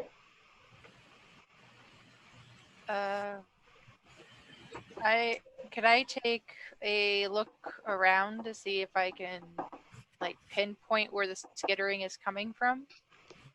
Yeah, give me a perception. All right. Oh, that's not good. That's not. So that's a 10. Let's see. Where do you stand in the hallway? Do you stay in the middle, in the front end near the bow, or near the back near the stern? I'm gonna stay kind of close to the stairs that we came down in. Kind of like with Soren and Drew off to one side, so I'm like in the middle and I'm just like taking a look around. Okay, sounds good.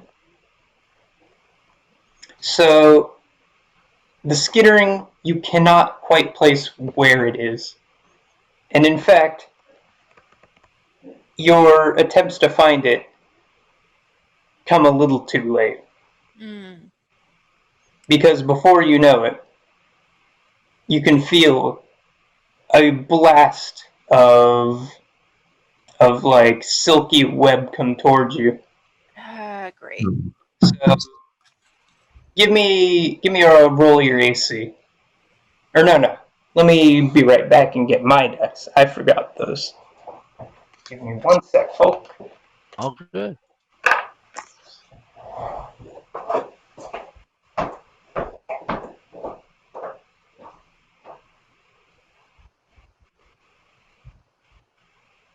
It's got a taste for you now, Ray Rel. Yes, indeed. Maybe I'll get some like permanent spider climb on my feet. Why not? Maybe we will all turn into Spider-Man, the medieval edition. Back again. How cool would that be? That'd be pretty dope. Right, dual class cleric Spider-Man? Yeah, cleric Spider-Man. Pretty sure there's an alternate universe of that, right? A what if series? That's all we're doing.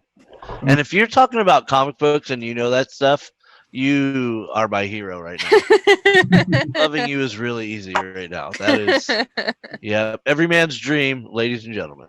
What does the conversation devolve to while I disappeared? Cleric Spider-Man. Yeah, we're dual classing cleric Spider-Man. When we get bit by the spider. And Liz knows comic book, so I'm blown away. So you can tell where the blast came from. It came from not too far at all, but on top of a heap of crates off to the side. And you see, in fact, the large broken crate now that the spider originally came from. And let's say, what's your AC, Ray-Ro? My AC is 15.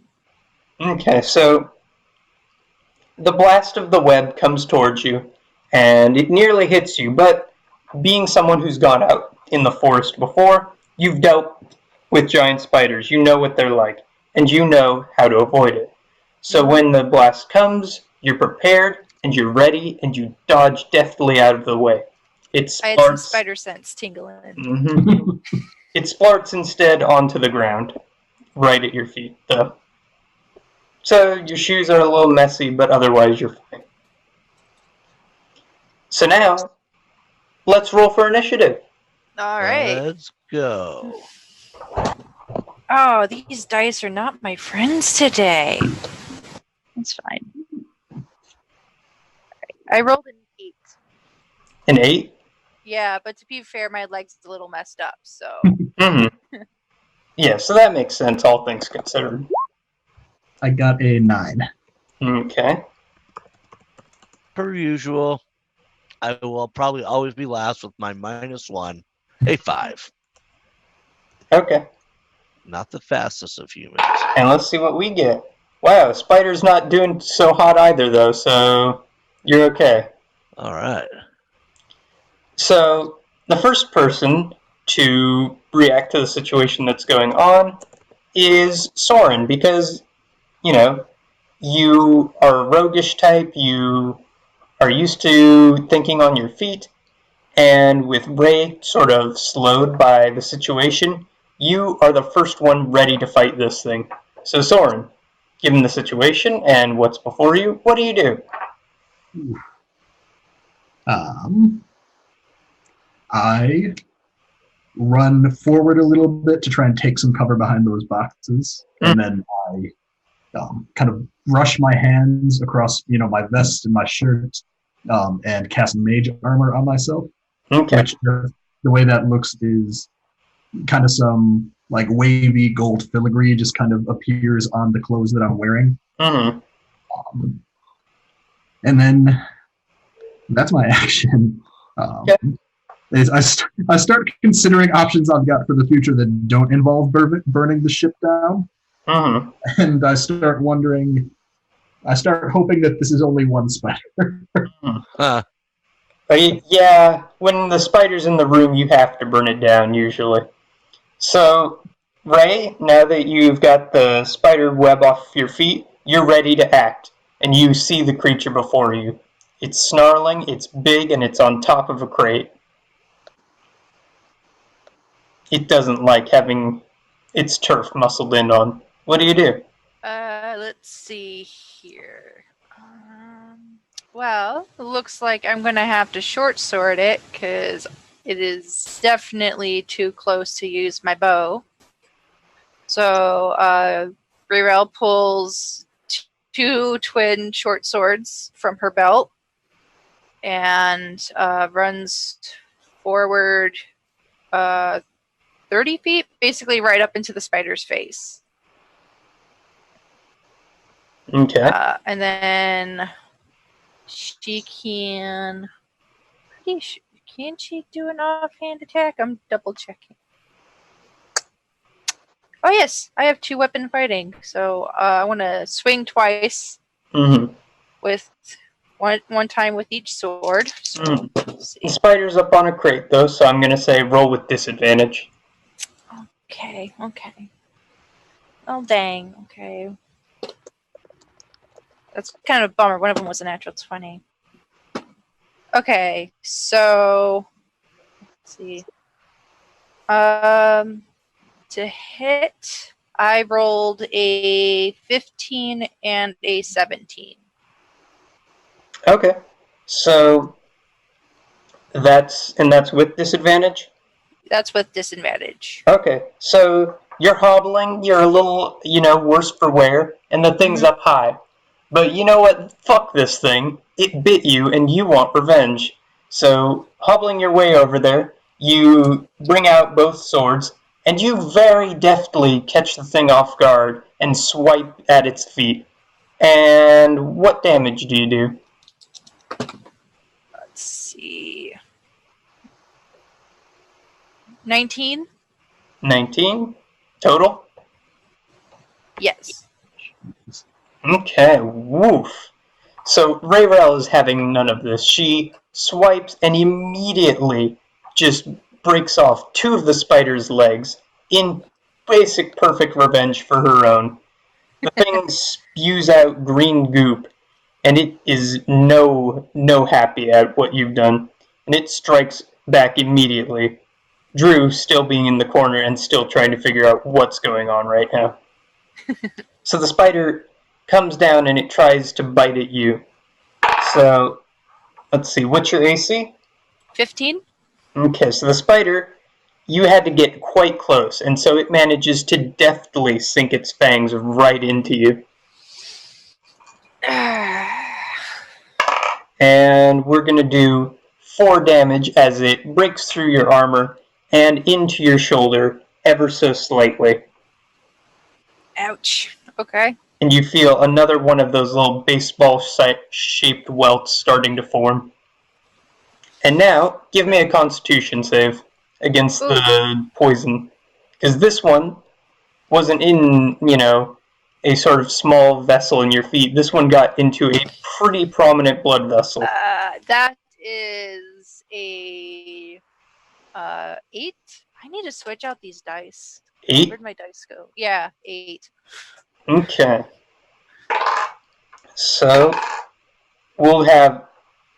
The initial bite wasn't so bad, but oh god, the poison hurts. Oh dear. How much HP do you have? 7 currently. So you feel the poison seep into you. You don't know where it hits on you, but you immediately fall to 0 and are passed out completely. Fine. Oh, okay, I did that.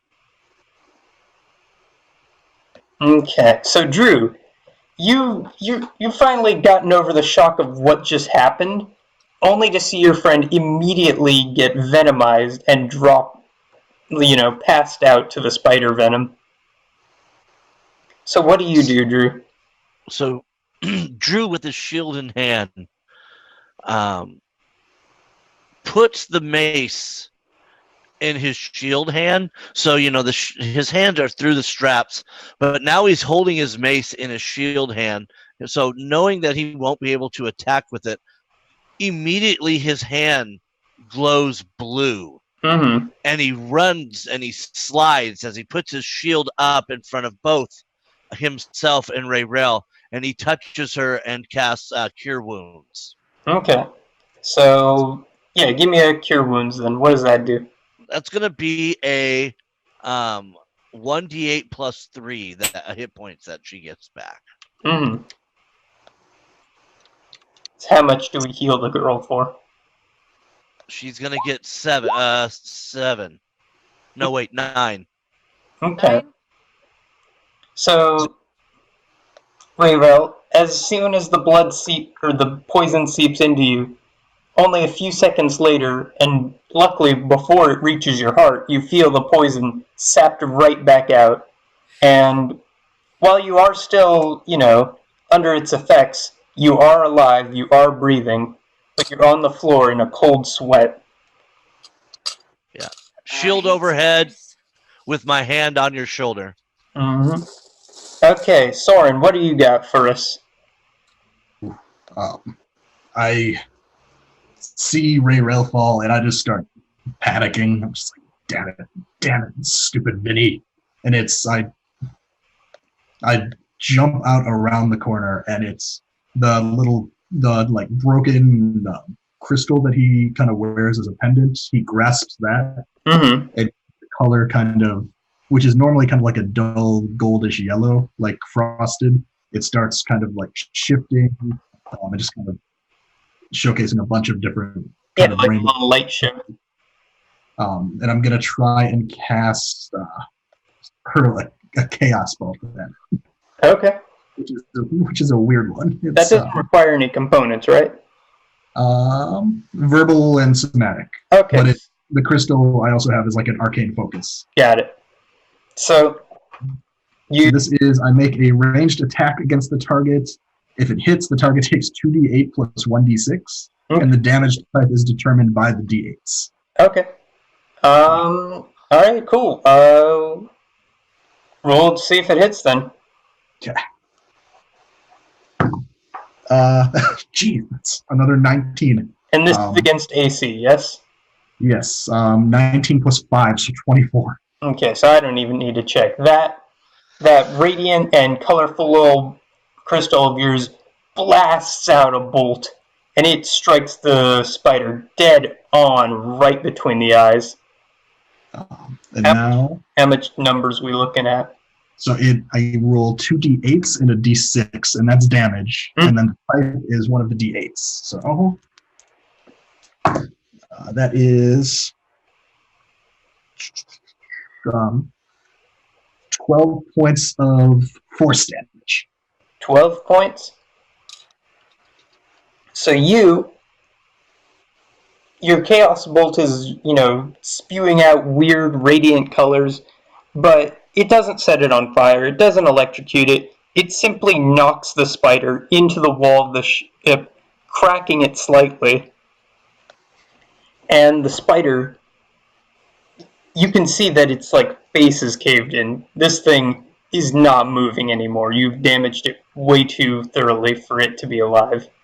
And the creature collapses to the ground, not breathing anymore. The spider is down. And the situation resolved. Spiders. Drew will offer a hand to Ray Rail to pick her up. Mm-hmm. Ray Rail accepts. And, no need for any real pleasantries. Drew will just turn on his heels and march right back up to where Vinny is. Okay, so you make your way up to the top deck. Ray Rail's stable, although again, you're gonna be feeling that spider whelp for some time. It's Oh yeah. if I can before we leave, Mm-hmm. Soren is just going to briefly glance at the other crates. Mm-hmm. Make sure that one, nothing else is broken. Mm-hmm. And then if he happens to catch an eye of something interesting, then that happens. But I'm mainly looking to make sure there's no more broken out spiders. I mean, if you want people's like clothes and cargo and like, little projects, yes, you can steal some old clothes and stuff if that's what you're feeling. Oh no need for taking, just information. Okay. See what they were transporting. Mm-hmm. There doesn't seem to be anything too illicit otherwise. Just the typical like moonshine and stuff like that. But this was definitely the worst thing that they had brought aboard. Did I look at the crate that the spider came out of and see if it was deliberately broken or if it had broken out on its own? So you look at the spider's crate, and it looked like it had been nailed in there. And yes, the nails had been pried off. So yes, it was very deliberate in it. If the spider had gotten out, normally the crate would have been damaged heavily and things like that. But no, the crate was in good shape, and the spider, you can see webs all over the place inside of the huge crate. It had been making a home in there, so it was very okay with it. Looks like we have enemies aboard, I guess. That's such a sloppy way to try and assassinate us. I know. They should really be better about it. Breaking out a spider and then breaking our door in the hopes that that's the one place the spider will go. Kind of rules out the whole Thieves Guild. You'd think they'd have a defter hand with this whole thing. I don't know. These ones don't seem that good at their jobs. I mean, they did. They told us right off the bat they were from the Thieves Guild, so probably not the best. Mm-hmm. I'll keep first watch tonight. And Drew is marching straight to where Vinny is. Mm-hmm. So Vinny, hearing commotion down there, has started heading towards it. So you meet him in the hallway of where the rooms are, and he's like, "Hey, Baldy, how you doing? Everything all right down there?" Using intimidation, I want to know who brought it. All right, so give me a little intimidation then. All right, 1d20. All right, here we go. +4, not very intimidating, and 9. Mm-hmm. Listen, Baldy, you're on the family ship, hey? I'll listen to requests, but they ain't going so high. Now, I'll tell you this much, alright? I don't know who brought the spider on. Uncle just told me a packet. Listen, I don't want to deal with no big spiders any more than you do. Well, that spider nearly killed my friend.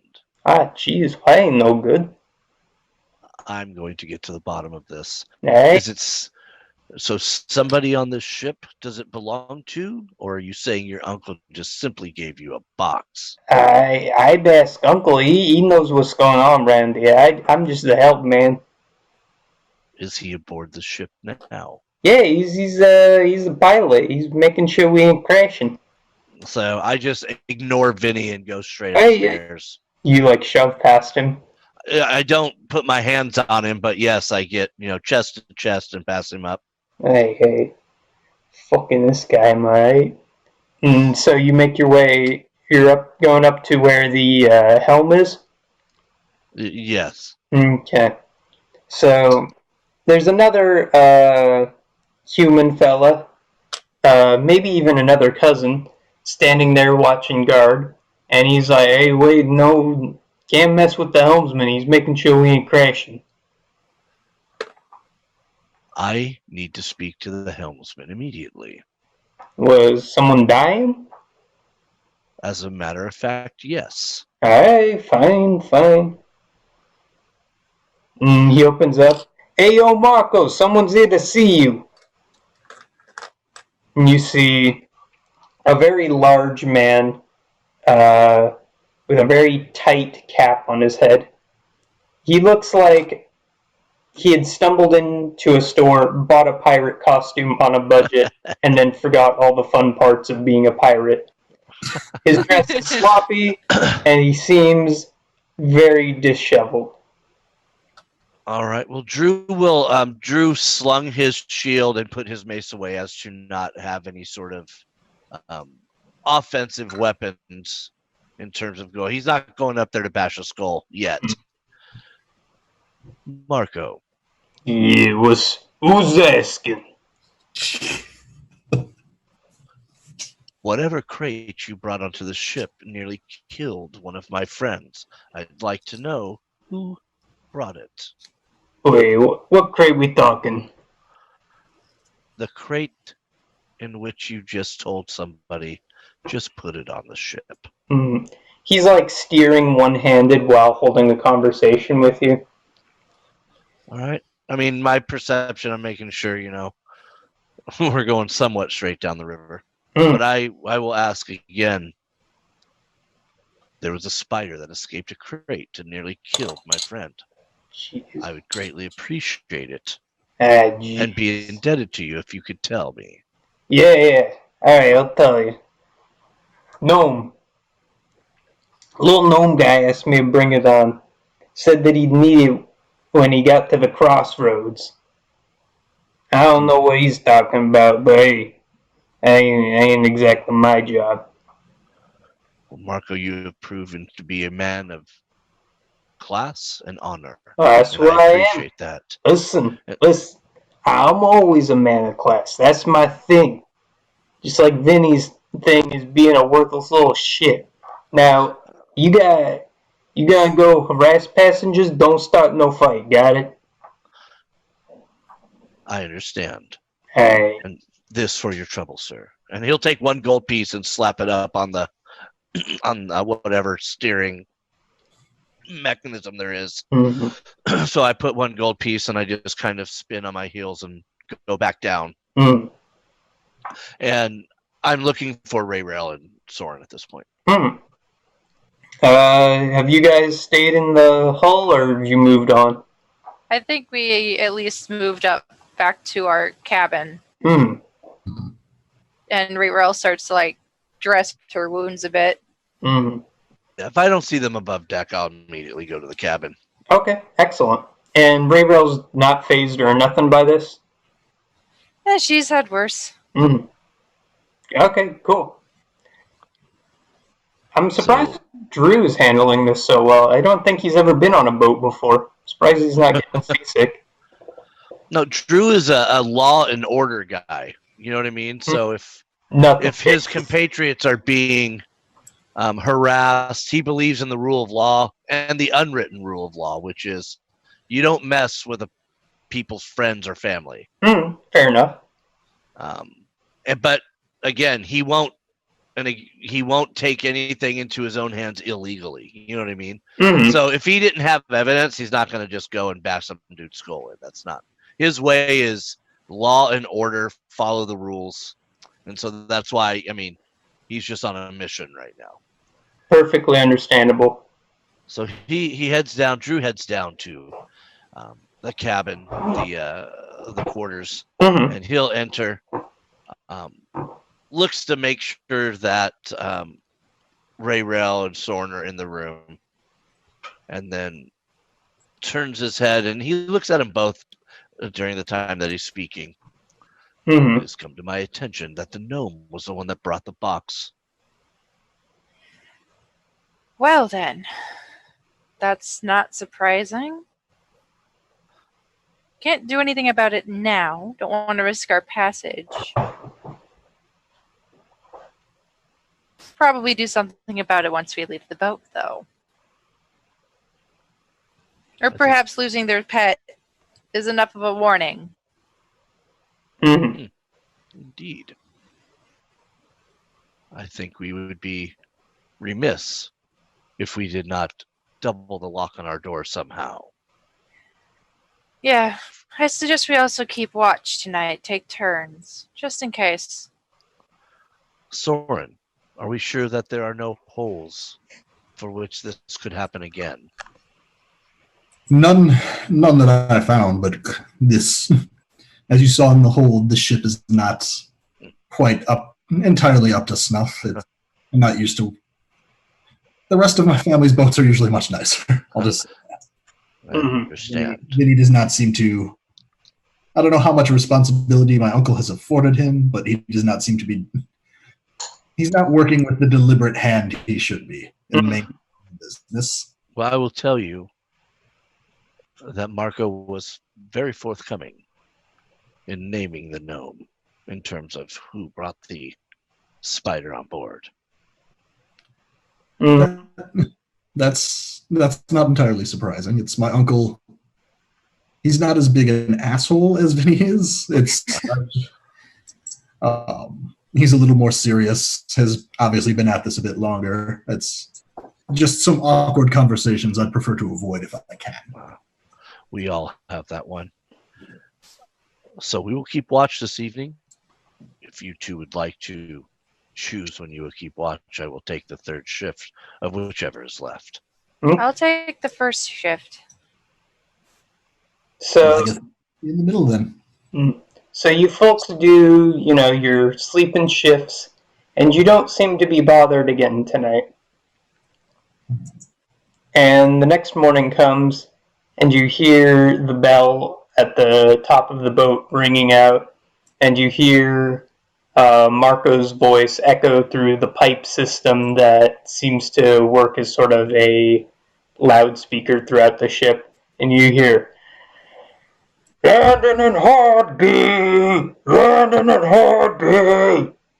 1 hour till we dock!" And the ship, you can tell from the little port, you can see Hardby up on the horizon as you start making your way towards it. Oh, thank goodness. Drew will immediately start to pack up his things. Mm-hmm. Wait for his Yep. compatriots to do the same, and then we'll walk up with them on deck. Rayrel packs up her things, making sure everything's where it should be, Mm-hmm. and probably changes the dressing on her spider bites, at the very least, Okay. before heading up. Mm-hmm. Soren's pack is sloppier, just kind of all thrown together.